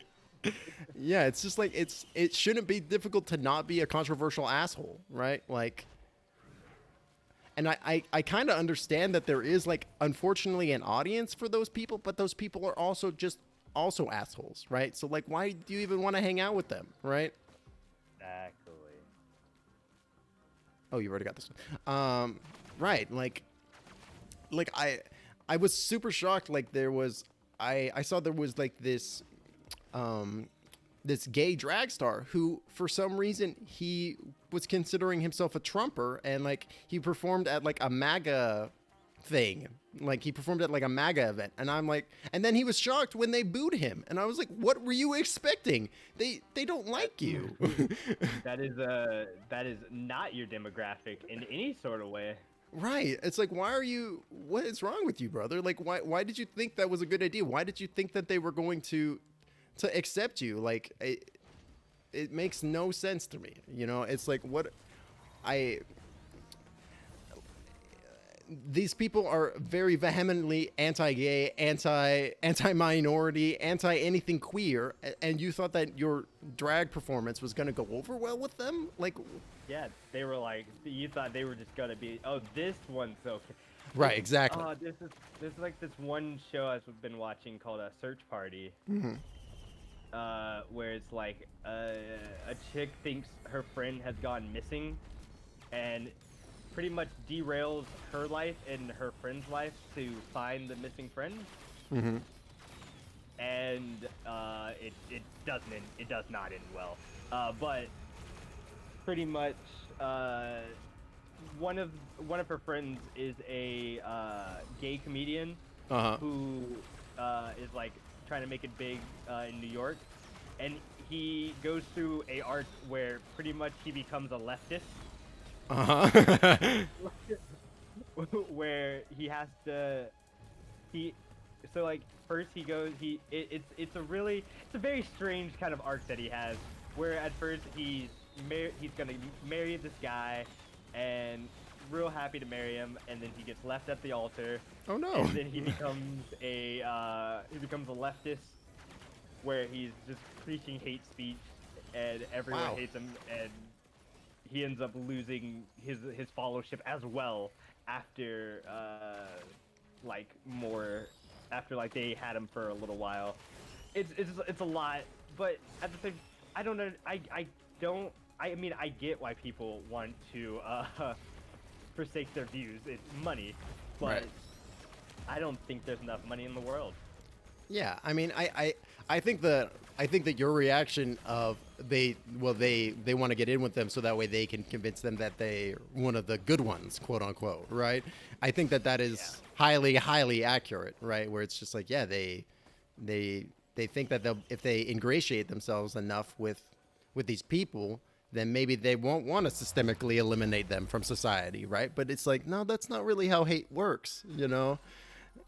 They hate all and every.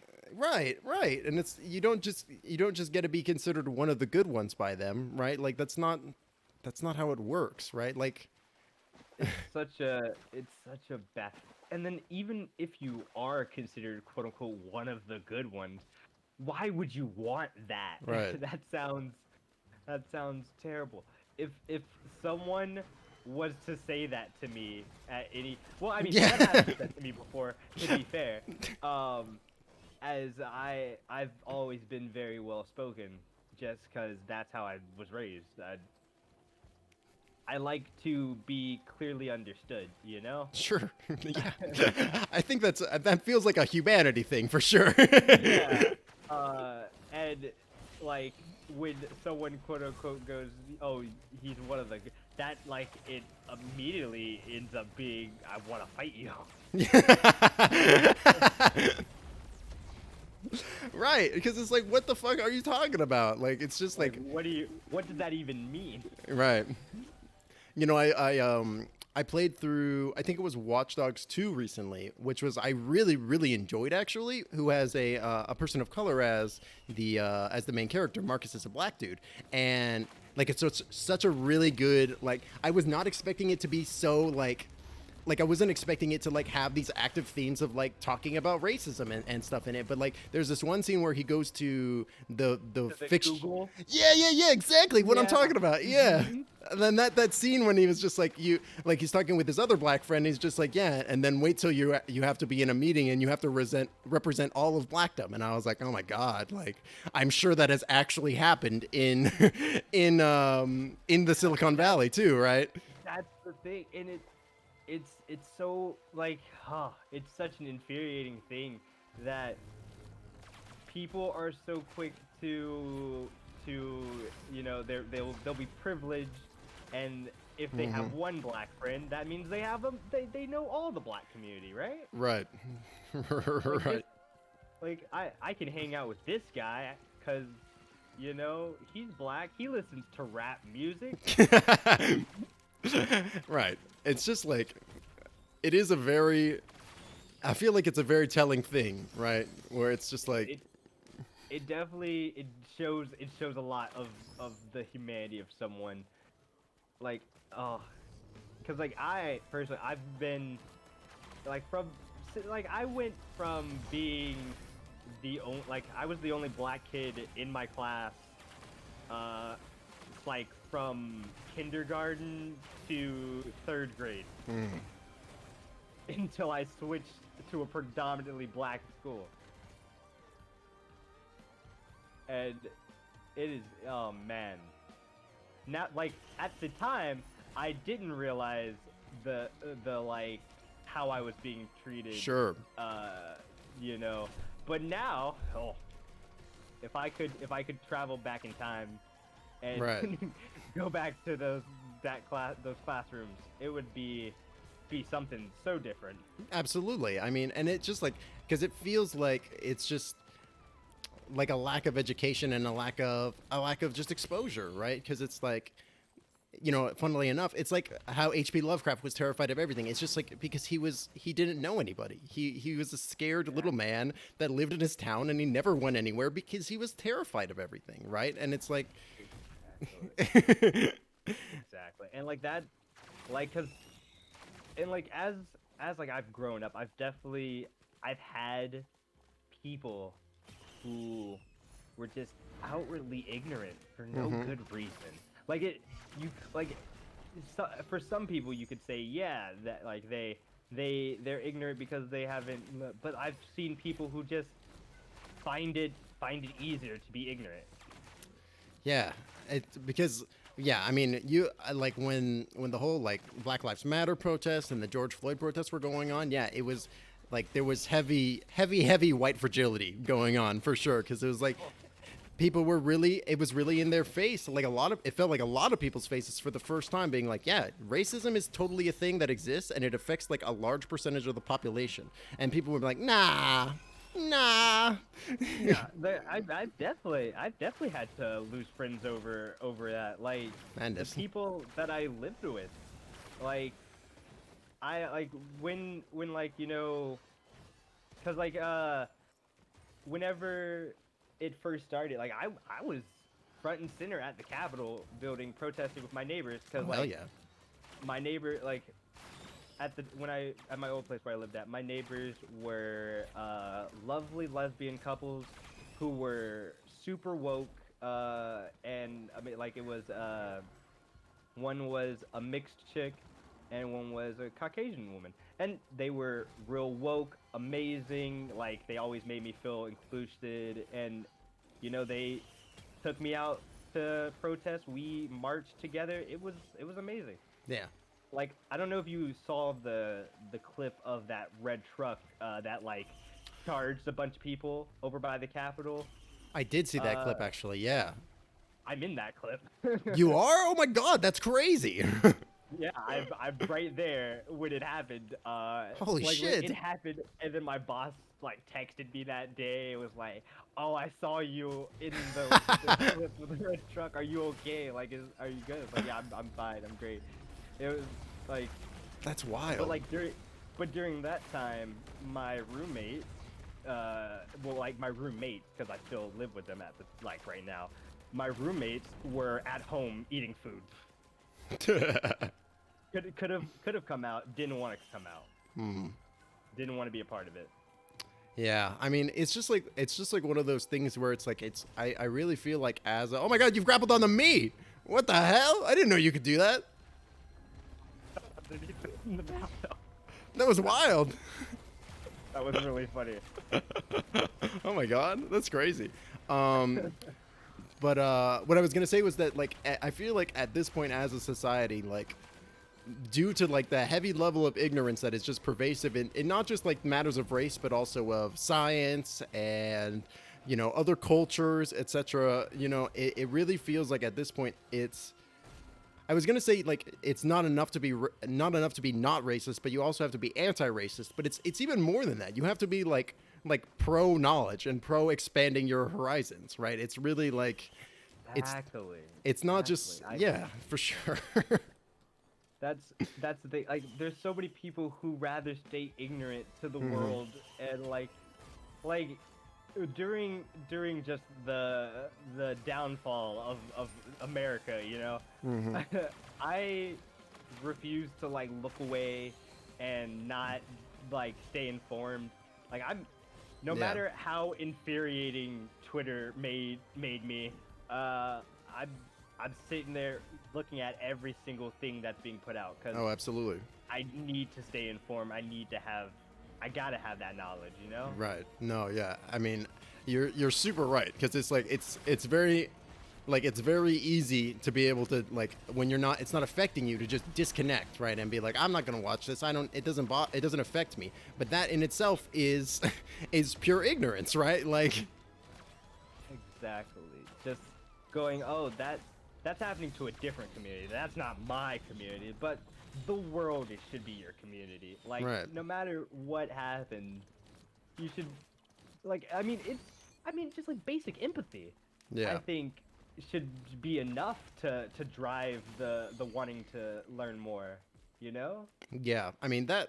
I feel like it's interesting that you touch on empathy as a concept because it really does feel like, as a society, we have moved away. Like there is a specific subsection of our society that has moved away from the concept of empathy, right?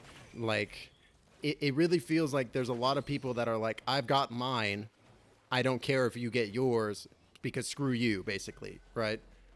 Exactly. And it's such a narrow-minded way of looking at the world and just viewing one another. Right.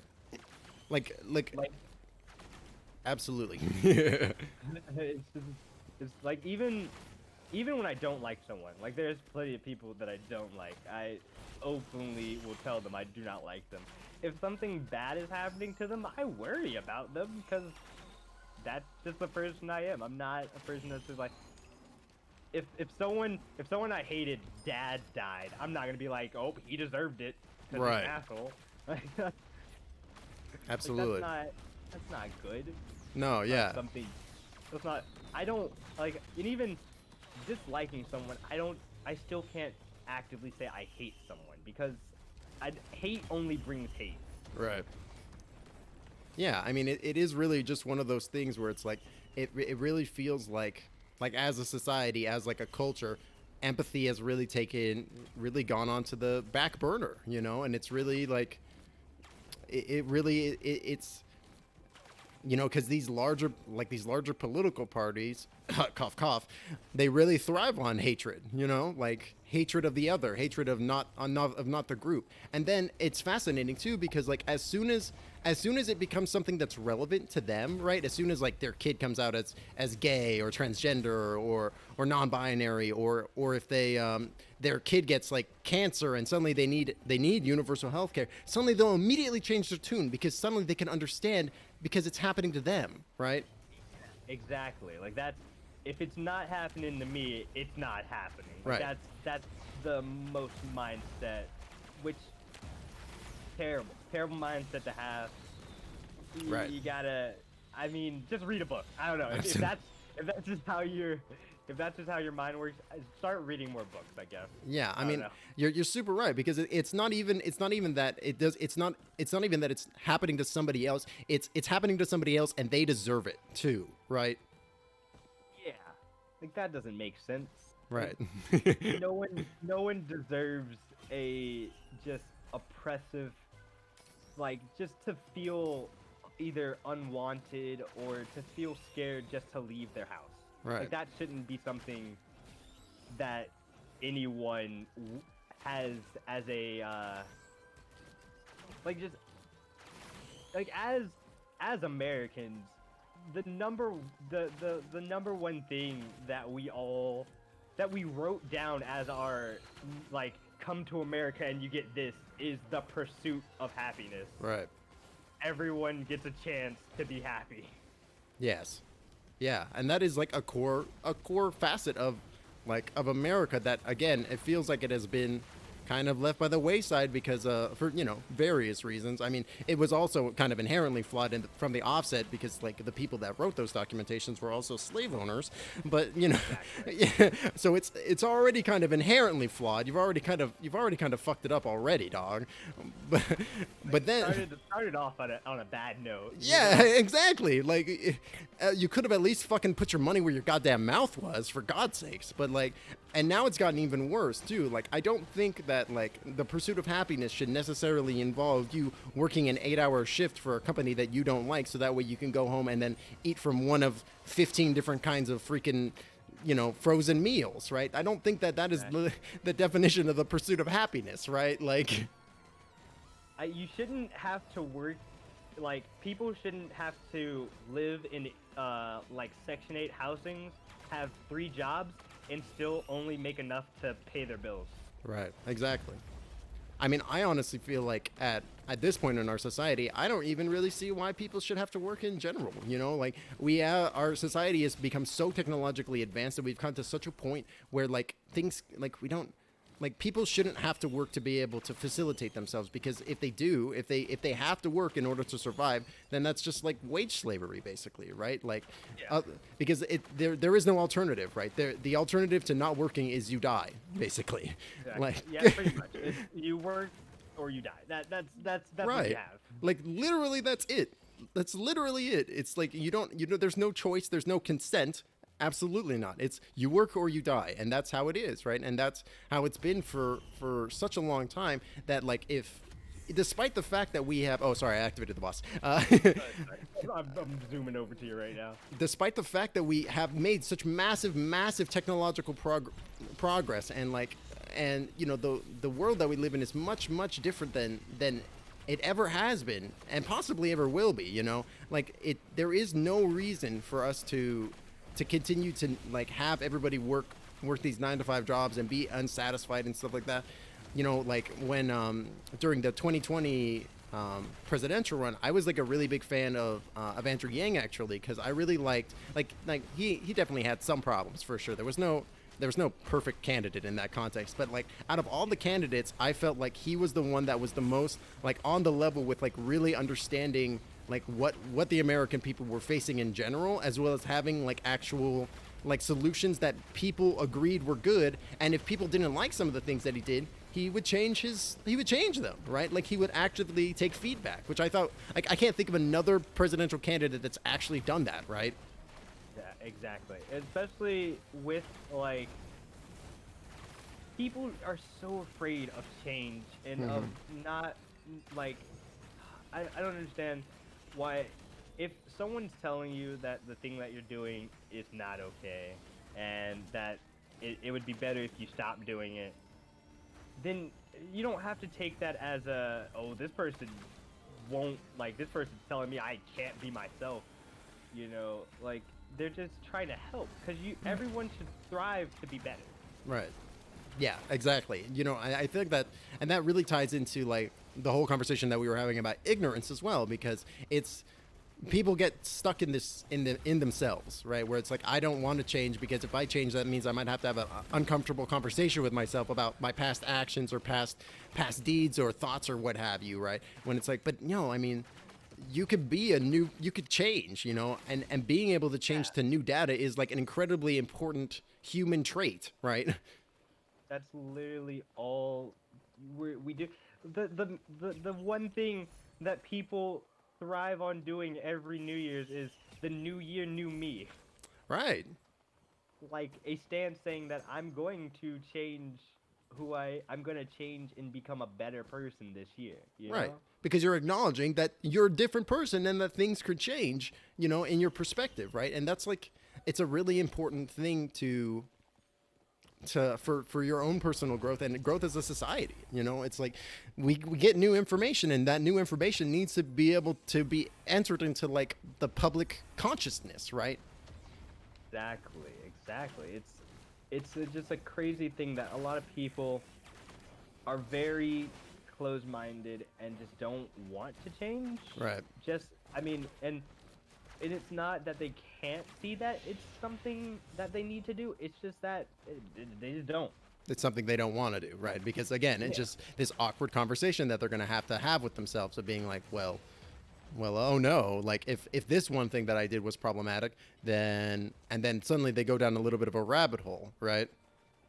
Yeah, like I'm not the same person I was a year ago, or even like 3 years ago. Right. I've gone through a lot of different phases. Like a few years ago, I used to go to Cafe Shisha, which is a hookah bar. I would go there almost every day and smoke an entire hookah by myself. Wow. Yeah. That's a lot of shisha. That's a lot of shisha. I like during a big portion where they didn't have business, most times it would just be me going in there, and I would be in there by myself with like whoever was working at the time, and just be smoking a shisha for hours. Oh my god. Man, that's, yeah, like it's one of those things, right, where it's like I saw this, like I can't remember who posted it on Twitter, but like basically that if you look back at your past actions or your past life or like things that you've done in the past and you feel shame, that shame is good because it means that you've changed as a person, and you recognize and acknowledge the fact that, you know, maybe something you did wasn't kosher, you know, maybe it wasn't cool what you did, and feeling that shame shows at least can be indicative of your own personal character growth, for sure. Exactly. Like there was, I mean, definitely as a youth, I wasn't woke at all to other non-binary and other genders as like plights and stuff like that. Like it was, like I'm pretty sure I actively made jokes about it, but that's not something that I would do now. Like Right. I would never. That's not. I don't want to make a joke about someone who is like finally awakening to what they find is their true self. Right, exactly. That's great. That's Yeah. an amazing thing for someone. For sure. Like I had this very similar conversation with Vega yesterday, though. They're a non-binary individual as well. They use they them pronouns, and like I was like talking to them, and I was like, yeah, I think it's really cool when people are like openly gay or openly trans, and like they own it, because it's like empowering, right? Like it's very like confident, like that this person is like, yeah, I know who I am, and you can fucking deal with it, right? Exactly, and that's the best thing. That's what I like. That's what I would rather people have than like having to fear what people are gonna think about them. Because honestly, fuck people. Yeah. People Like can be assholes. my favorite thing is, so like the other day I was texting my old neighbors, because I all love staying in contact with them. They are absolutely the loves of my life. And like my favorite quote from one of my best friends, Mackenzie, is, "How come if their mood ain't the right way? Like if they have an issue with you or how you live your life, absolutely tell them to go fuck themselves." Absolutely. 100%, because it's just like toxicity begets toxicity, right? Like Exactly. if you're a shitty person, then and you treat other people shittily because of their gender identity or their sexuality or literally anything, that it doesn't speak volumes about the person that you're mocking or whatever. It speaks volume about the person who's doing the mocking, right? Because it's like because I mean, why do you care so much? Why do you, if somebody's happy and being themselves, why do you give a fuck? Yeah, and I feel like the fact that like caring so much about someone else and like how they live their life, I can't imagine that's helping your life become better. Right, exactly, right. It really just feels, because it just feels like it's about power more than anything, right? And the fear of the other, which is like a huge thing. This fear that of other conceits and other creeds and gender identities and and sexualities and stuff like that, because it's like it really, personally, I feel like it makes them question themselves a little bit too, right? Because they're like, well, I don't, if this is the case and it's not wrong to be these things, well then what's preventing me from like examining my own gender identity or my own sexuality or what have you? And that in and of itself is terrifying because of the whole group think that happens associated with these groups, right? Where they're like, I'm so scared to be part of the other, because if I'm part of the other, then that means I can't be with this group that I know of. And then sometimes they do truly get ostracized from these groups as well, which is horrible. It is a terrible thing. Like, like I could never imagine being a parent and then my kid telling me that they don't feel comfortable in their skin, and I go, "Oh, fuck that! I'm kicking this kid out of my house." Like, Yeah. like that sounds terrible. Yeah. How could you be so heartless? How could you give so much of a shit about your own ridiculous ideology that you don't even care about your own flesh and blood being like, I'm having an issue, can you please help me? And instead of being like, oh yeah, let's figure this out together because I love you and you're my progeny, right? Like you're my literal like mark on reality, more or less, right? And instead of helping them and supporting them, you're just gonna be like, nah, I'll do. Get out of here. Get out of here. Can we get a do-over going? I would like to return this. It's just madness. It's really insane. It's such a, and then like, especially with that, I can't imagine not wanting your child to feel comfortable. Right. I don't care what my future child decides that they want to do, or like I can't imagine being that person to tell my kid that they can't do something because I don't like it. Right. Yeah. I mean, it's just madness, right? Because it's like it really just feels like certain subsections of the population really just give more of a shit about. I mean, not to be that guy, but to give more of a shit about the crazy bearded man in the sky that nobody has any evidence of than like their actual physical thing going on in reality, right? No, most definitely. I agree wholeheartedly. I think it's so easy, but even but that's also the thing. When you do care about the big bearded man in the sky, how can you also act that way? Because the like it's such a like I'm agnostic, but like I personally find it interesting to read up on all religions. Like Oh, absolutely. that's something I love doing. Like I've read up on Buddhism, I've read up on Christianity. Like I grew up Christian, Hmm. so you know had a bunch of Sunday school, listened to all that. Then as I got older, was like, I kind of feel like Buddhism speaks more to me. So I Sure. read up on Buddhism, and instead I figured why not just take the good from all of those religions and have that be the way I live my life. Yeah. Right. Yeah, definitely. I mean, it's just one of those things too where it's like a lot of religions are kind of questioning and open to who knows what, like for example Buddhism, Taoism, all like a lot of Eastern religions are much more. Oh, this blue area is the zone, how weird. I was like, where's the red circle at? Yeah, why is it a different color this time? That's super strange. But yeah, like a lot of Eastern religions are more spiritual and less big floating man in the sky, right? Which I personally, it resonates more with me as well. But another thing, like with it, another aspect of religion is that like I don't like really care what you believe in as long as you take those beliefs with a grain of salt and you don't make like as long as you don't basically vote with that in mind, right? Like if you don't vote believing that like gay people are evil, right? Like you can believe what you want, but like just don't take it to the voting booth, right? Exactly. But like also even like I don't understand how you can decide that something like that is evil when one of the main things it says is to love thy neighbor. Right, right, right, It actually tells you to love people for who they are because they're people just like you. right. Yeah, no, you're that just like it feels like there's been like this de-evolution of Christianity, right? Where it's like they call themselves Christian, but it's in name alone, right? It's Yeah. they don't actually follow the teachings of Christ, right? They don't actually follow love thy neighbor and like be accepting,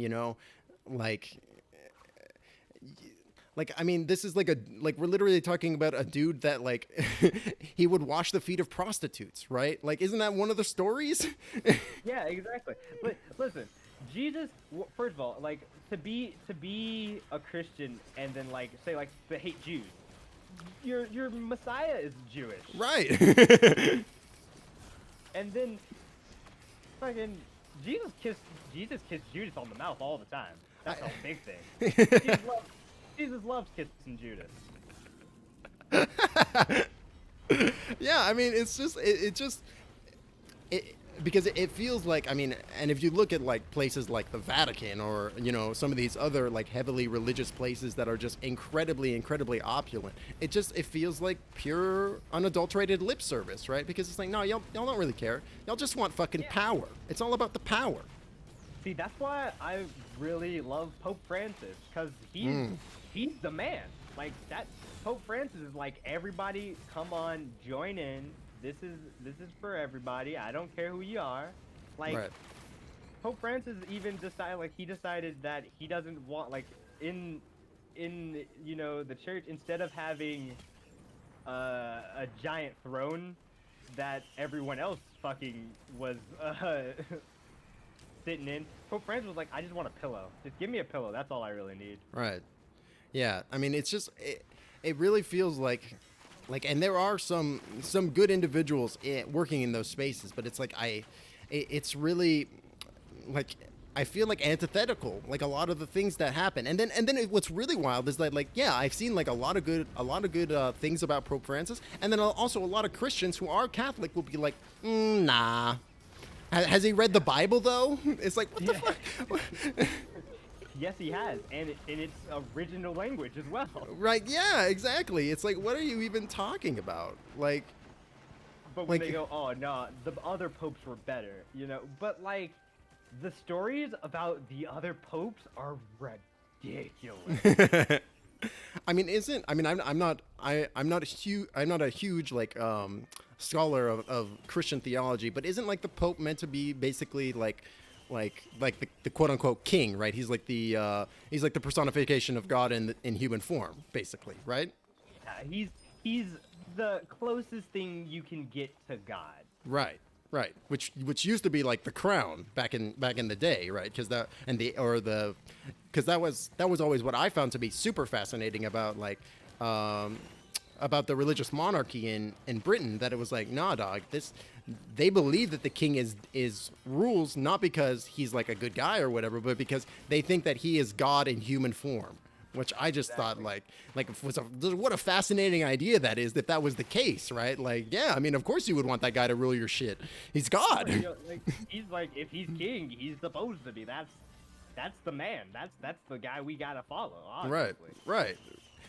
So that I thought that might be the case with the Pope, which is again really interesting that there's been a little bit of a diversion from, oh yeah, so the King of England is God incarnate, and now it's like, oh no, it's actually the Pope. I think that when we stand close to each other, we're draining each other. I think I'm draining HP off of you. I'm seeing like a weird connection, and I'm losing HP, but I'm also gaining HP at the same time. It's very weird because that's also happening to me. Okay. Like, I'm losing like my blue health, and then it comes back like also at the same time. That's super weird. I think we might have some kind of weird item synergy going on between the two of us. That's very strange. That's very strange. But yeah, I mean, religion in general itself, I feel like, especially over in America, I mean, I'm sure, I know that there are other issues in other countries, but like specifically Christianity, it feels like it's been kind of like perverted almost, right? It doesn't feel like I don't feel like this is what maybe people like Jesus was intending. Like, I feel like if Jesus were to show up now, like modern Christians, especially in America, they would fucking hate him. They would hate him. Oh yeah, they would be like, who is this guy? This guy's a fucking idiot. Right. Like, I mean, this is like pretty extreme, but I feel like if like Jesus came back in a modern America, it would be the Christians who fucking crucified him this time, right? That I feel that as well. Right? It's crazy. Like he was like, I literally told y'all to love thy neighbor, and this is what y'all did. What is wrong with you guys? Like the entire world is divided. Y'all fucked up. I'm loving how I'm right now. I'm just spinning in a circle. I was like attached to an enemy, so I'm just spinning in a circle. Oh man, yeah, that character is so much fun. I really like that character. Yeah, the world is fucked up, and that's not even like, I mean, that's not even really the half of it too, because it's just like, I feel like people have really manipulated like these religious factions and these people who, you know, are religious into being these hateful bastards, and it's like, it makes no sense. Like, it just makes no sense. Yeah, it's like, you know, like having what is it, like having the churches that decide to become militias. Like the Westboro Baptist Church. Yeah, where, you know, it's just like, oh, we're doing it in the name of God, so get your machine guns. Right. Yeah. It's like, what? But like, I've read the Bible and I don't remember any section where it tells you to pick up a machine gun. Right. So. Yeah, there's no part in the Bible that talks about like whether or not gay or transgender people are right or wrong. Abortion is mentioned in the Bible once, and it talks about how to perform one. Like, it's it's madness. Like, y'all have just like, it's an insane perversion of, especially because the Bible that a lot of people follow is not even the first interpretation of the Bible. It's what King James said was good enough to be published. Exactly, right. And like, I want to know what's up with the Vatican, right? Like, can we can we get some of these other books that were written by some of his other group? Like, what about the Book of Mary? I'd love to read the Book of Mary. Yeah, that sounds great, but Yeah. no. Right. Because Right. that's how you lose power. Mhm. You give the people too much knowledge and you lose power. Right. And now we live in the information age, so it's like really, really difficult for them to. They're still just clinging on like vultures, right? Like they're not done yet, and now instead of adapting with the times and becoming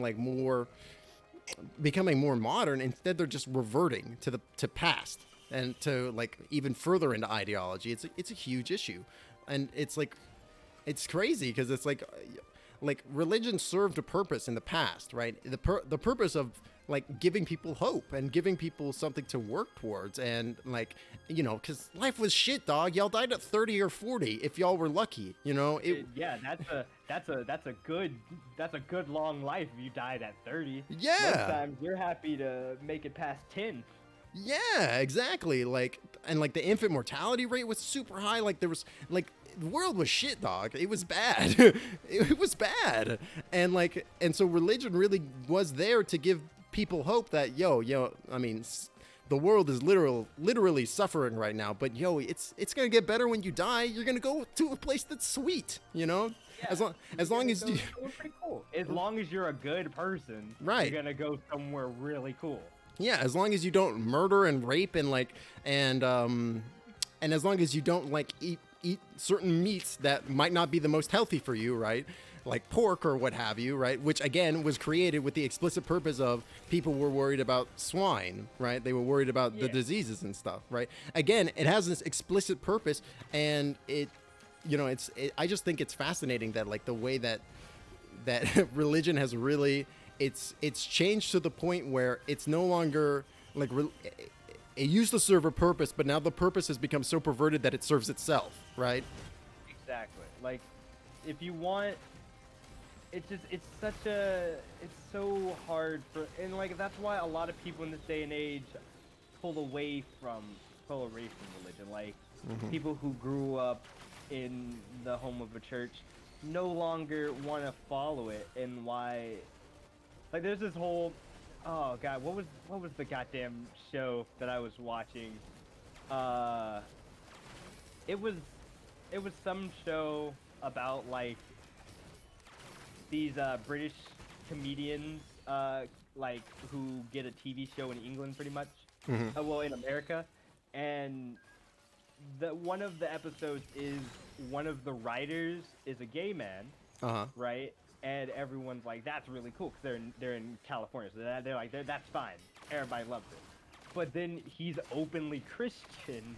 Okay. And that's an entirely different thing. Like, everyone shuns him. Sure. Like, they want to get him fired for it. Like, all this. Oh, that's stuff. Really funny, actually. That's very clever. Instead of being gay being the problematic thing, yeah. Problematic, the fact that he is an openly Christian male is like that's really funny. Problem. Get him out of here. That's really funny, actually. I found the teleporter, but it's in a bit of a weird spot. Yeah, I had found it earlier, and then I was just like, I need to find items. Yeah. No, yeah, that sounds like a really interesting episode, because I love it when like shows do that kind of thing where it's like you feel like it's gonna be about one thing and then it's about something else, but the parallels between those two things are so similar, right? Yeah, it's like everyone was like, because it's really funny because he gets outed. Like, the guy, the main guy is like, oh. It's like, who cares? Like, everyone should be accepted for who they are. Like, who cares if Jim goes to church every Sunday? And everyone's like, wait, what? What are you talking about? He's like, wait, oh, I thought. He's like, oh no. He's like, I'm not open Christian at work. I try to keep it to myself. That's really funny. He gets outed. So instead of him being outed as a gay man, he gets outed for being a Christian. Right. Man, that's really funny. Everyone's treating him different. Like, his husband was like, I told you shouldn't have said anything. Like, all this, just like all this insane stuff where you're just like, oh man, that's a funny parallel that they drew Right. to it, and oh, it's a, but I kind of feel like it can be that way now, where a lot of people don't like because a lot of people hear that someone's Christian, they're just like, oh man, they must hate gay people, or Right. they must believe what the leftists say because that's their platform. Right. I mean, it is really interesting too, because it's like I know that like a new thing as well is that like people will be like, yeah, I'm Christian, but I don't go to church, right? Yeah. Where that's also a big thing, where like going like organized religion is not a Right. is not a normal thing. All right, now I am being drained. I don't know what's going on. I'm being healed by the bot, but then we're either draining an enemy as well, or we're draining each other. I'm not sure. Yeah, there's something weird is going on. I'm not a. I think I think one of the items we got was like drain HP from enemies when you're nearby, but when you're near them. But for some reason, it's also draining. We're draining each other as well. I don't know what's going on. But that's like it's like infinite health, because Right, if we right. keep draining each other, we'll be alive forever. Right.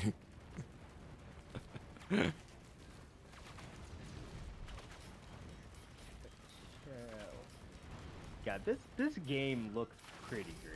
Yeah, it's real pretty. Like all the different there's like there's this one environment that we haven't seen just yet, where it's an underground like fire cave kind of environment, and it's so good looking. It's so cool. That one is really neat. Oh, I fell. Oh, the no fall damage is pretty great. Yeah, it's real good. You can even jump off the edges and like off the cliff completely and not die. It's awesome. Ah. I think the real trick is that like you can believe whatever you want. You can hold whatever religious beliefs, and that's totally fine. Just as long as you're also not an asshole.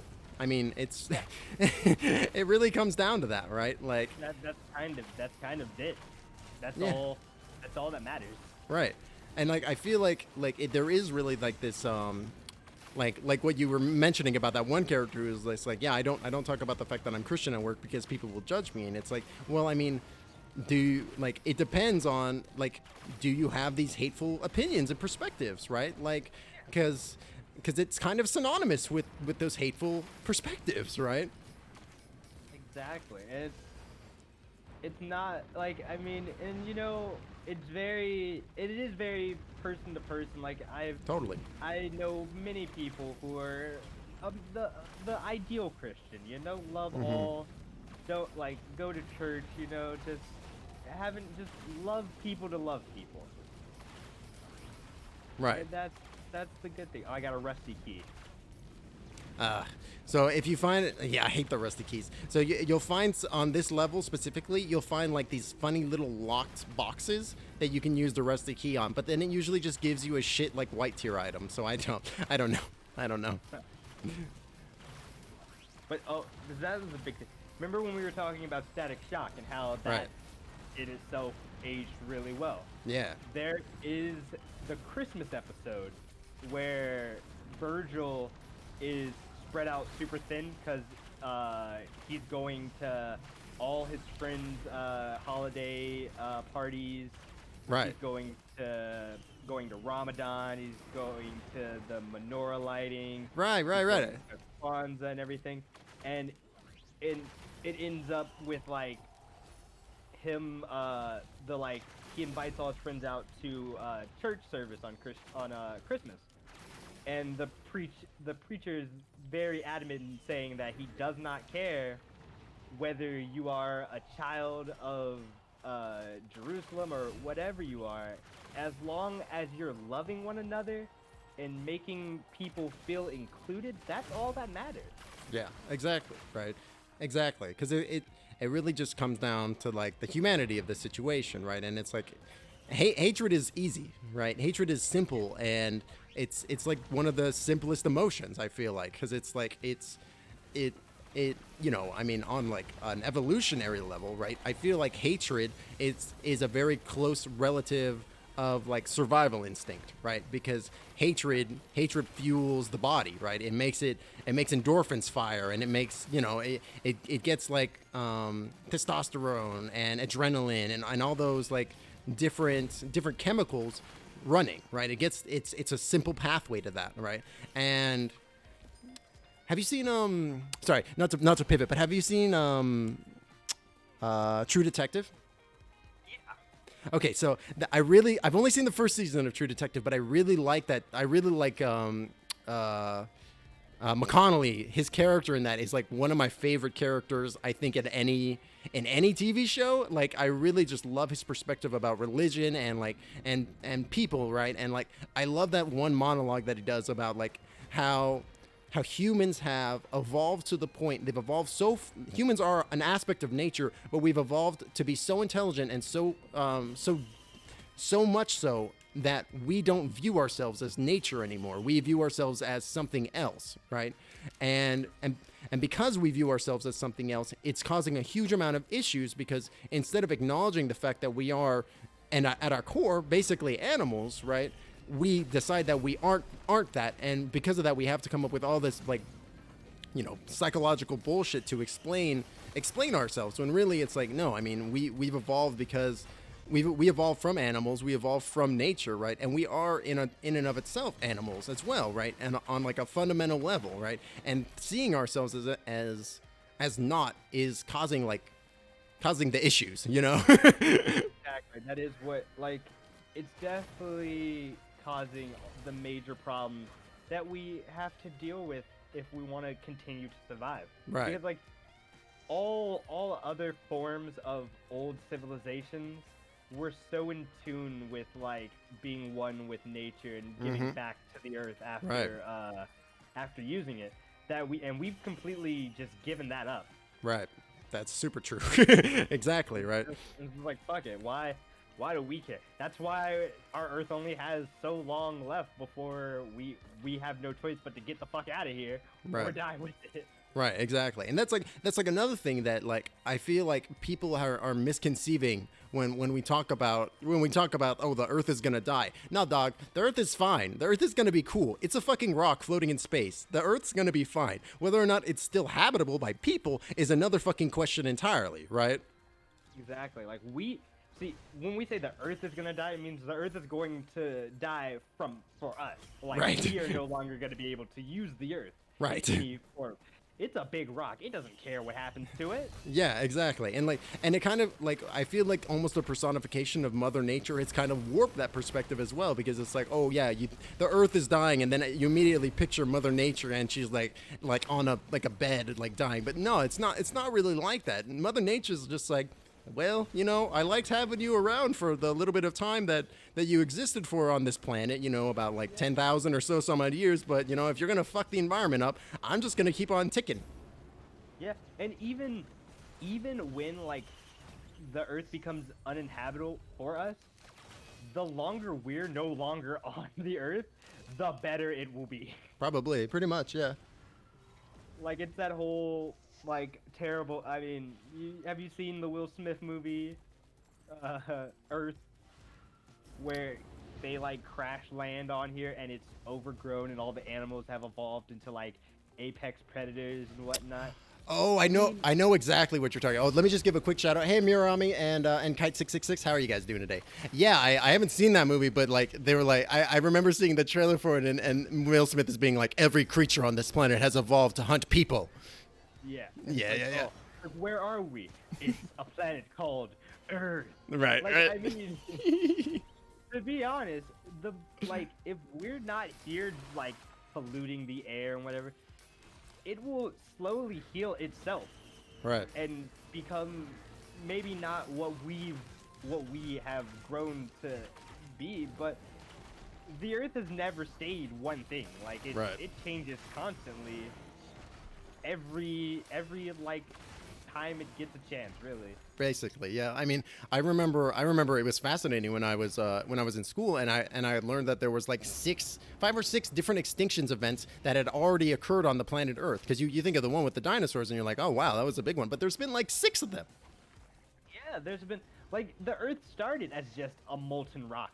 Right. Right. With nothing, there was no atmosphere or anything, and then it slowly changed and became something where it was creating life for organisms to get bigger and to evolve. Right. And that can still happen, like even if we all die. even if we all die, especially if we all die, right. Maybe it will happen faster. Right.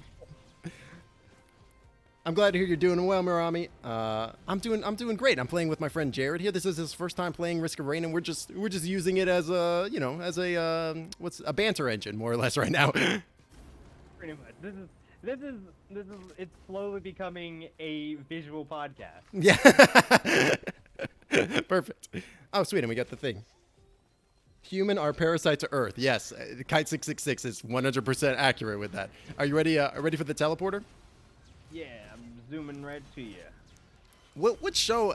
That reminds me of like there was like a show or a what was it? Where it was like they were like some alien was like heating up the surface of. Oh wait, no. I think it was like the global. I think it was like the day after tomorrow or something like that. Where it was like, oh yeah, the Earth is like the Earth is getting hot because of like it. That's what it does when like the human body gets sick, right? It creates a fever to kill the infection, right? And in this context, we're the infection. Exactly. I mean, either we're gonna have another form of an extinction event. You know, I mean, it kind of feels like we've been slowly getting to that point, which is how crazy the weather. Oh, absolutely. Is.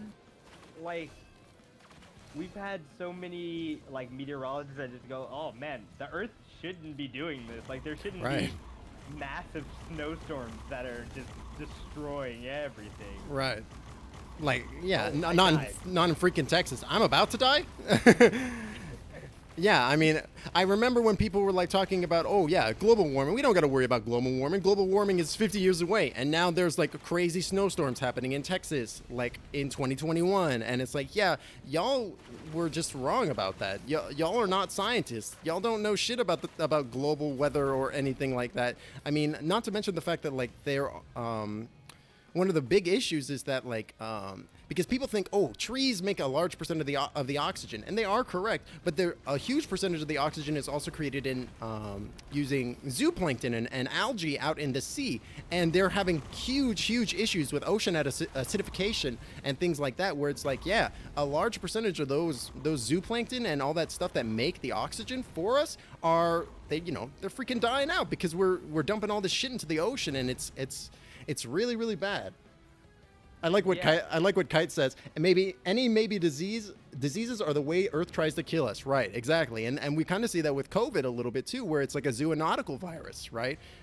Yeah, exactly. Like it's something that it's so insane. Like that's also the problem, that humans are cockroaches. Yeah. We will continuously just keep. We'll stay alive as long as we can. Hey there, GM Hina. How are you doing today? I like what Murakami said as well.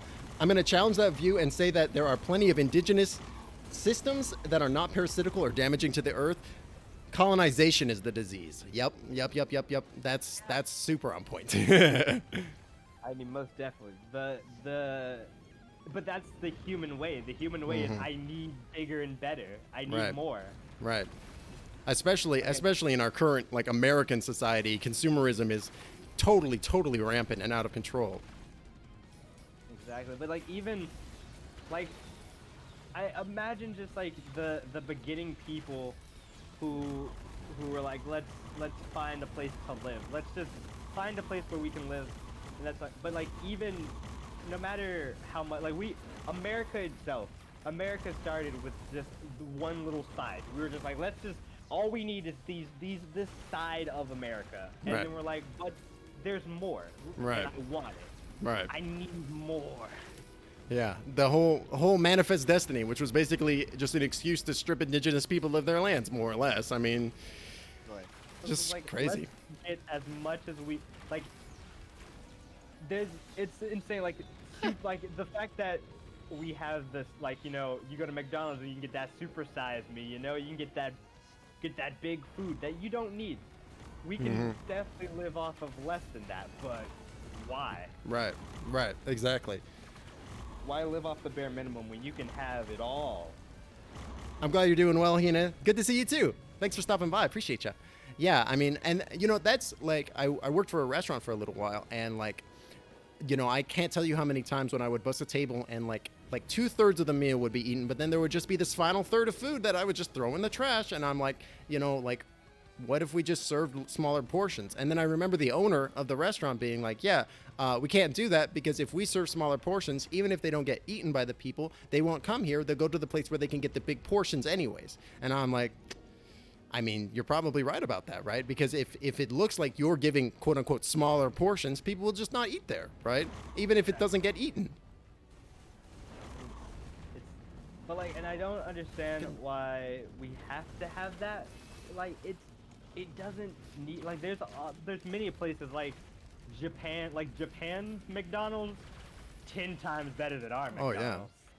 Oh, absolutely. Like, and they have reasonable sized portions for their people. Yeah, I mean, you know, it's really interesting that you bring up McDonald's too, because it's like there is like this huge, like there's, I think like it's a huge amount of food that gets wasted in the U.S. Like 30% of food gets wasted, just like that would be eaten, instead it just gets thrown away, which is insane. And then you have someplace like McDonald's where it's like they have these supersize me meals and these combo meals and stuff where it's just madness. I have no idea what is going on with the worm. I'm not even near him and he's just dying. I don't know what's happening.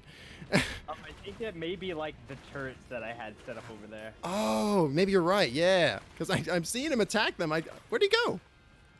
No. I'm looking on your screen. I can't find him. Oh my God, he's so far away. Get back here, you son of a bitch. He's so fast. I spent the majority of it like just opening up a bunch of turrets. So I think they're all just slowly hitting him and he keeps attacking them. Oh yeah, I see. There is a turret here. But yeah, and then like, you know, I mean, to shift topics slightly, like we're talking about like sustainability in America as well, and it's like, I mean, there is this huge argument about like, especially right now in Congress, talking about a $15 minimum wage, and like you see lots of conservative viewpoints and perspectives being like, oh well, if we did that, then a Big Mac, a Taco Bell is going to be $16, and it's like, my dude, you know that in Denmark at McDonald's they, oh my God, look at all the items, it's amazing. You know what, at McDonald's in Denmark, if you work there, you get like $22 an hour and 6 weeks of paid vacation, and the Big Mac is like 15-20 cents more.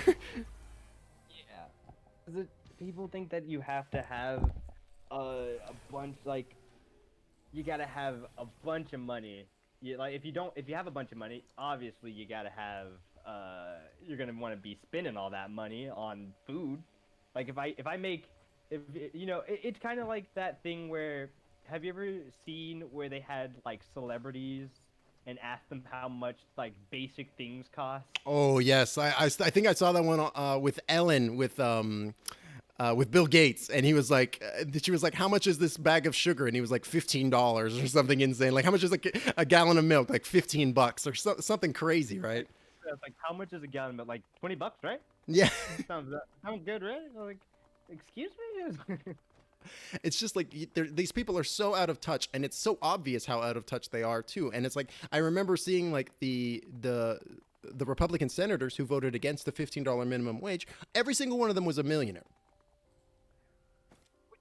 That's also the thing. I don't it's that rich want to stay rich, but they don't understand, if more people had money, right, they would spend the money. Exactly, right. Exactly. Mirami in chat says Seattle also has a $15 minimum wage, I think. Yeah, exactly. It's like people are acting like this is crazy, and the prices haven't changed that much. Exactly. People act like these are like brand new concepts or conceits or whatever, but no, they're like we know that they work. Like when there were so many people bemoaning Andrew Yang's concept for UBI and giving everybody $1,000 a month, no strings attached. And you know, there were for sure some issues with that. I don't want to dive super deep into that, but like some of the complaints that you would see about it were just like nonsensical. Like, oh well, if we give everybody $1,000 a month, people are gonna stop working. And it's like, I don't know about you, but like I don't really know anywhere that you can live in the U.S. for $1,000 a month and pay all your utilities and pay grocery and pay for rent, right? Like, yeah. Like if $1,000 a month is going to make it so that way you never have to work again, then obviously you've already got something else going on that's got a like good chunk of change in your pocket inherently, right? Exactly. Like even when we were getting like the stimulus, like we've gotten 2 stimulus so far, and God. I mean it's helped a little. Right. But I haven't, like, it wasn't enough for me to be like, I don't have to work anymore. Like, it's not. Right. It was enough for me to go, okay, I can finally pay like the late fees that I have on all my bills. And now I still have to work so I can stay current on all of my bills. Right. Yeah. I mean, exactly. It's like people are so scared of like people not working anymore. But like, again, this is kind of pivoting into the conversation that we had a little earlier about wage slavery and about how you like you have to work anyways. Otherwise the other option is basically die. Right. Like yeah. there is no alternative. Murami points out some of the test cases for UBI have shown increases in employment. Exactly, right? And that makes perfect sense to me, because suddenly like for example, like if you're a homeless individual, like all of your wages are going towards basically survival at that point, right? You don't have the ability to be like, oh yeah, I'm gonna go and spend a little bit of money to make myself like get a haircut and like get clothing. Like, clothes, yeah. Yeah, exactly. You can't do anything like that. Right. Because you have to go, I need to eat and I need somewhere to sleep tonight. Exactly. Right. It's like, and it makes perfect sense to me to be able to just give people money so that way, like, and not make it means testing, because people know what they need, right? Exactly. And it's just means testing is always just going to like shun people out of the system, right? Like I can't, how many people get like, like attempt to get on like welfare or something of that nature, and then they get just denied for whatever reason because of bureaucratic bullshit, right? Or they are on welfare and there are so many like stipulations and shit associated with it, that it's like if you do anything, then it's like you'll lose your benefits and you'll be back at square one, or even worse. Like if you're getting benefits and then you go get a job and you can't go past a certain point, you'll be working now, and then you'll also be getting less money than you had before. It makes no sense. Exactly. Like any people who have like had some sort of major injury and weren't able to work and pretty much just live on like the check from a government. The fact that if then they want to get back to work, they won't find a job that's going to pay them the same amount that they've been getting. So now they have no choice to either choose not to work or to just try to live off of a lot less of what they've already been getting. Right. Exactly. It's just like it makes no sense, because it's like there is more than enough for us to be able to provide for everybody, and we should want to provide for everybody as a society. You know, we have the ability to do so, and not doing so is just kind of lazy at this point, you know? Exactly. It's an insane thing that I hope is something that, you know, we thrive to fix, eventually. But I mean, it's hard to imagine it happening like within my lifetime. Yeah, I mean, you know, I heard like a really like there was like a little bit of an interview that I heard with Noam Chomsky, who I don't know a huge amount about, but I know he's like a diehard like liberal, like I believe anti-capitalist kind of individual. I think he's like a pretty cool guy. I don't know a huge amount about him, but like I remember I was like, there was this quote that he said where it's just like activism. Voting is not activism. Voting is you pulling a lever in the system, and the system is listening to you, right? That's not what activism is. Activism is everything up until the voting, right? Activism, and it never stops. It never stops, right? Because the voting is just you pulling the lever of society, right? Even when you do pull the lever, it's not a guarantee that they're gonna listen. Right, exactly, right? Which we have seen this year. Fuck. Times. Exactly. It's a oh, I will pull the lever and I'll hope that the people who run society will listen, I guess. Right. What Murakami said in chat, usually making income on disability means you lose this ability too. Exactly. It's just a massive catch-22 that literally leaves people impoverished for no fucking reason. It's an insane thing that it seems very unnecessary that we punish people for wanting to do better, that want to have a little bit of control over like their spending in their life by getting a job and by working their hardest to progress like the world, because there's a bunch of people who rather not do anything. Like there's people who got that old money, you know.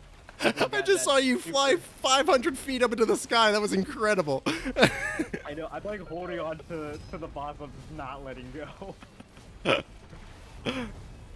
Yeah, I mean. Yeah, there's people with the old money who are just like, I don't want to do anything. I got money that was made for me so many decades ago.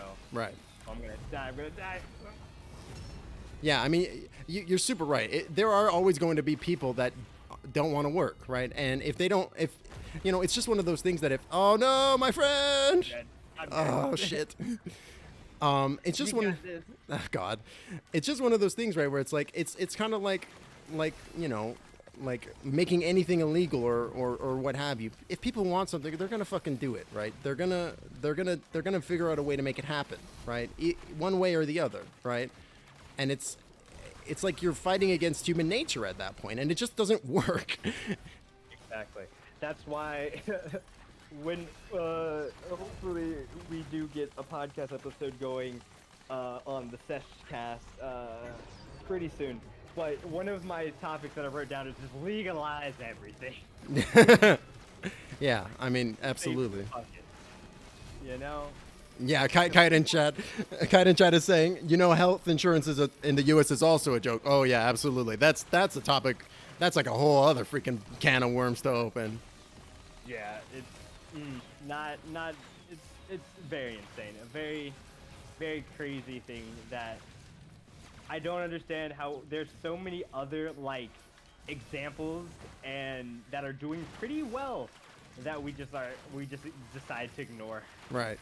And what Murakami said as well in chat, not for no reason for having a disability. Right. It's like they literally keep certain people, certain subsections of the population, minorities, sexual minorities, disabled people, they keep them in literally poverty wages, you know, like, and they make it impossible for them to escape. Right. And like intergenerational wealth is like a huge thing, and they make it impossible for it to be able to be established and grown, right? Which really is what, you know, what I feel like, you know, the founding fathers meant when they were like the pursuit of happiness, right? And because it's like, yeah, you want not just your life to be good, but you want your family's lives to be better, right? You want Exactly. your progeny's lives to be better. And if you don't want to have kids, you want to make sure that the people who do want to have kids, their kids' lives are better too, right? Exactly. You need you definitely need like Shit.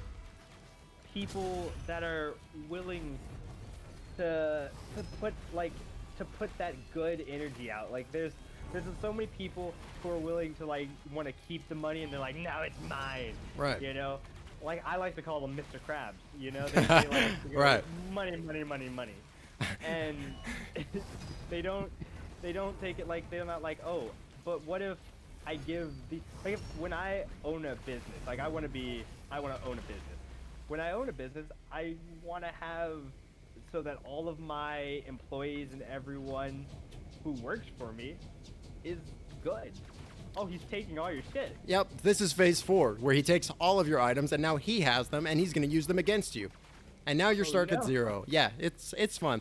No, yeah, I mean, Mr. Krabs is a very accurate representation of capitalism. You remember that one episode where he accidentally dropped a dime down the drain and he refused to let it go, and he's like, I can think of 10 good reasons not to let go of a dime, right?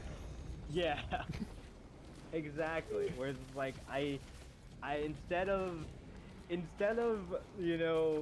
going forth and making money for others, I'm gonna hold on to every cent that I can get. Oh fuck! Oh, it looks. It's looking. Oh. He's back at full health. Yeah, this is an intense battle. Eat shit, bitch. There we go. Oh my god. Oh my goodness. All right, it's not just over just yet either. Oh, I know that timer's still going. Now I gotta get out of here. Where's the exit? You got it. Nope. Oh man.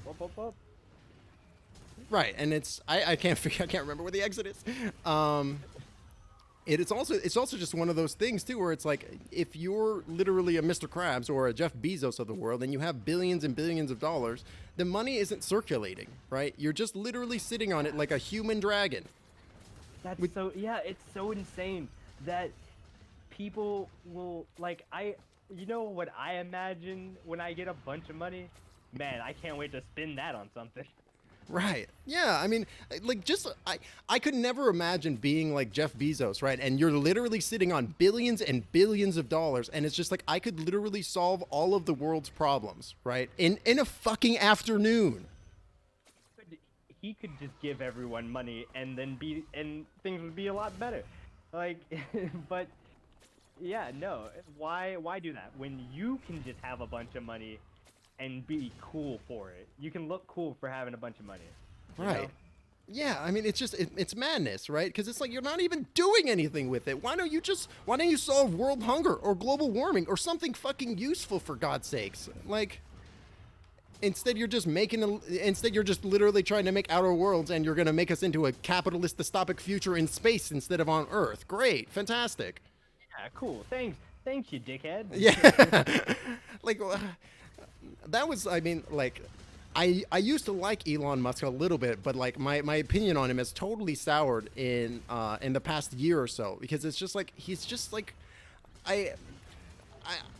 so up his own ass, and I hate it, because also this dude is a fucking billionaire, and like, you're talking about making space travel and stuff like that, and it's like, oh yeah, what if we terraform to colonize Mars? And it's like, I mean, we got problems here. Yeah, we have problems where we live right now. Right. I get, it's cool to think about, like, they're thinking about fixing shit for when things go too bad, but why not just try to fix stuff that we have now? Right. Like, it shouldn't be that difficult of like a cost benefit of analysis to be like, yo, should I go and make all the technology and literally terraform another planet, or should I just fix the one that we're already on where all the people are? Exactly. Oh man. Thanks, Elon Musk. Sarcasm. That's a good one, Mirami. Oh wow, and we beat the game. This is great. Yep. This is cool. Yeah. Oh. Let's see, what time is it? 5:30. All right, I am going to have to go. Yeah. Yes. My little stinky boy needs a bath. No problem. Dog a bath. No problem. Yeah. This is a good time to call, especially with that successful victory. Yeah. And you should have a new character as well. But we can do all that good stuff later. Yeah, but this was a lot of fun. I'm thank you for coming on stream. Do please promote your channel before you leave, though. Yes, of course. So the theseshcast, spelled the SESH cast, like a podcast. It's pretty much just me talking like we're doing now, with people I like. That's pretty much. You can find it anywhere you find podcasts. I only got like 2 episodes out, but I'm working on a third one. And same for Twitch and for Twitter, it is thesesh13 because the seshcast was already taken.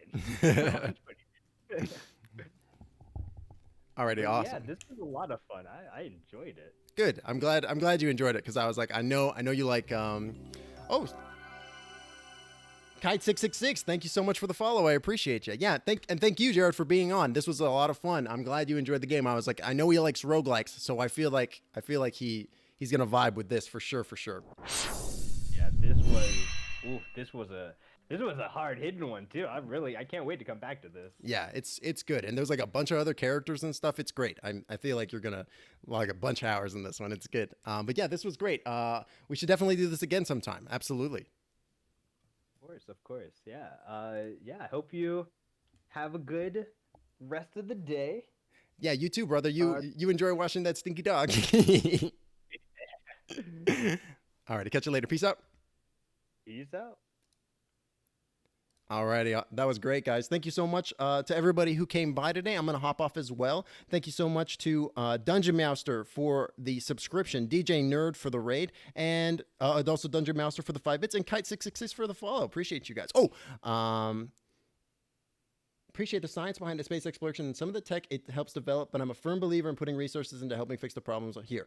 Absolutely, I would totally agree with that, Mirami, because it's like, I mean, I'm big into space travel too, but like I like the NASA vibe of it, right? Where it's like we're talking about like literally like every dollar that gets put into NASA becomes $5 in the economy, and the amount of technology and the information and stuff that they create is like is groundbreaking, right? It's fundamental. Thank you so much, Kite666. You have a great rest of your day as well. I have played Risk of Rain 1, but I have not beaten that one. I have not beaten Risk of Rain 1, but I've played a good chunk of it. But yeah, I definitely agree with putting resources into helping fix the problems here, and like just these like lofty goals of being like, oh yeah, we're gonna go colonize Mars so that way we have a sweet secondary place that we can go live when the Earth is fucked. It's like, you mean for the fucking Omega rich, right? You mean for the Omega rich? Like this is.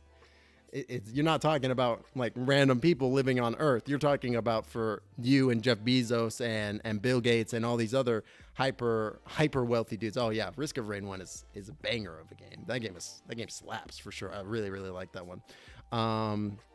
Also, while we got a couple people here, I do want to let you guys know that I'm doing this this world building thing. I'm going to show you guys. So on this, you can use channel points to I played a huge amount of 1. I picked up Risk of Rain 2 when it was in early access, and since it came out into full release, I've logged a few more hours, but I haven't done like a huge amount of stuff, though I did unlock all the characters and stuff, but other than that, anyways, so this is like the world building thing that we're doing. You can also look at the map here, TMW map. So you can use your channel points to redeem boons, at which point you just put like a little, you put the, what's the word I'm looking for?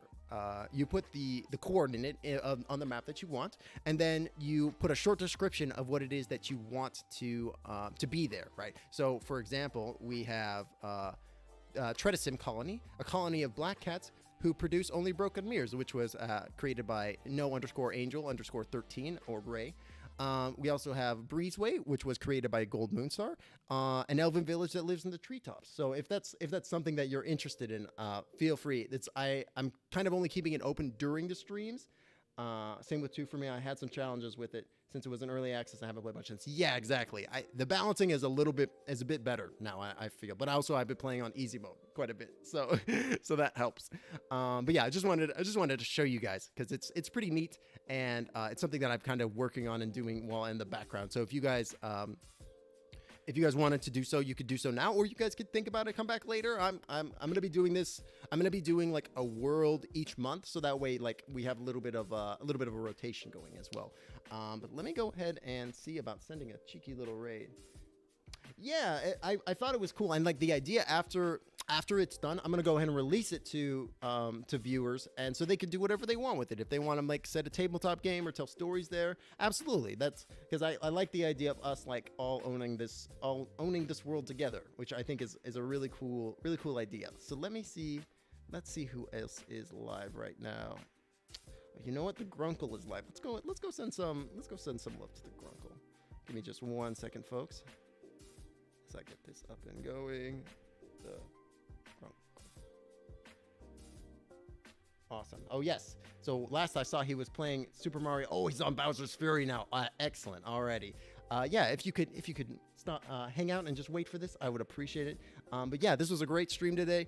I'm probably intending on having Jared on occasionally. I'm not sure. We're still kind of working things out, but I'm definitely going to be on his podcast at some point in the future. So keep your ears and eyes and all that good stuff peeled for that. But yeah, just thank you so much, everybody, for coming in, tuning in, for dropping subs, bits, follows, chatting. I appreciate all you guys. Y'all rock. Thank you so much for hanging out. Thank you so much. Let's go ahead and get this raid going. And until next time, take it easy, guys. Have a great weekend. I'll be back on Monday. Alrighty. Bye, all.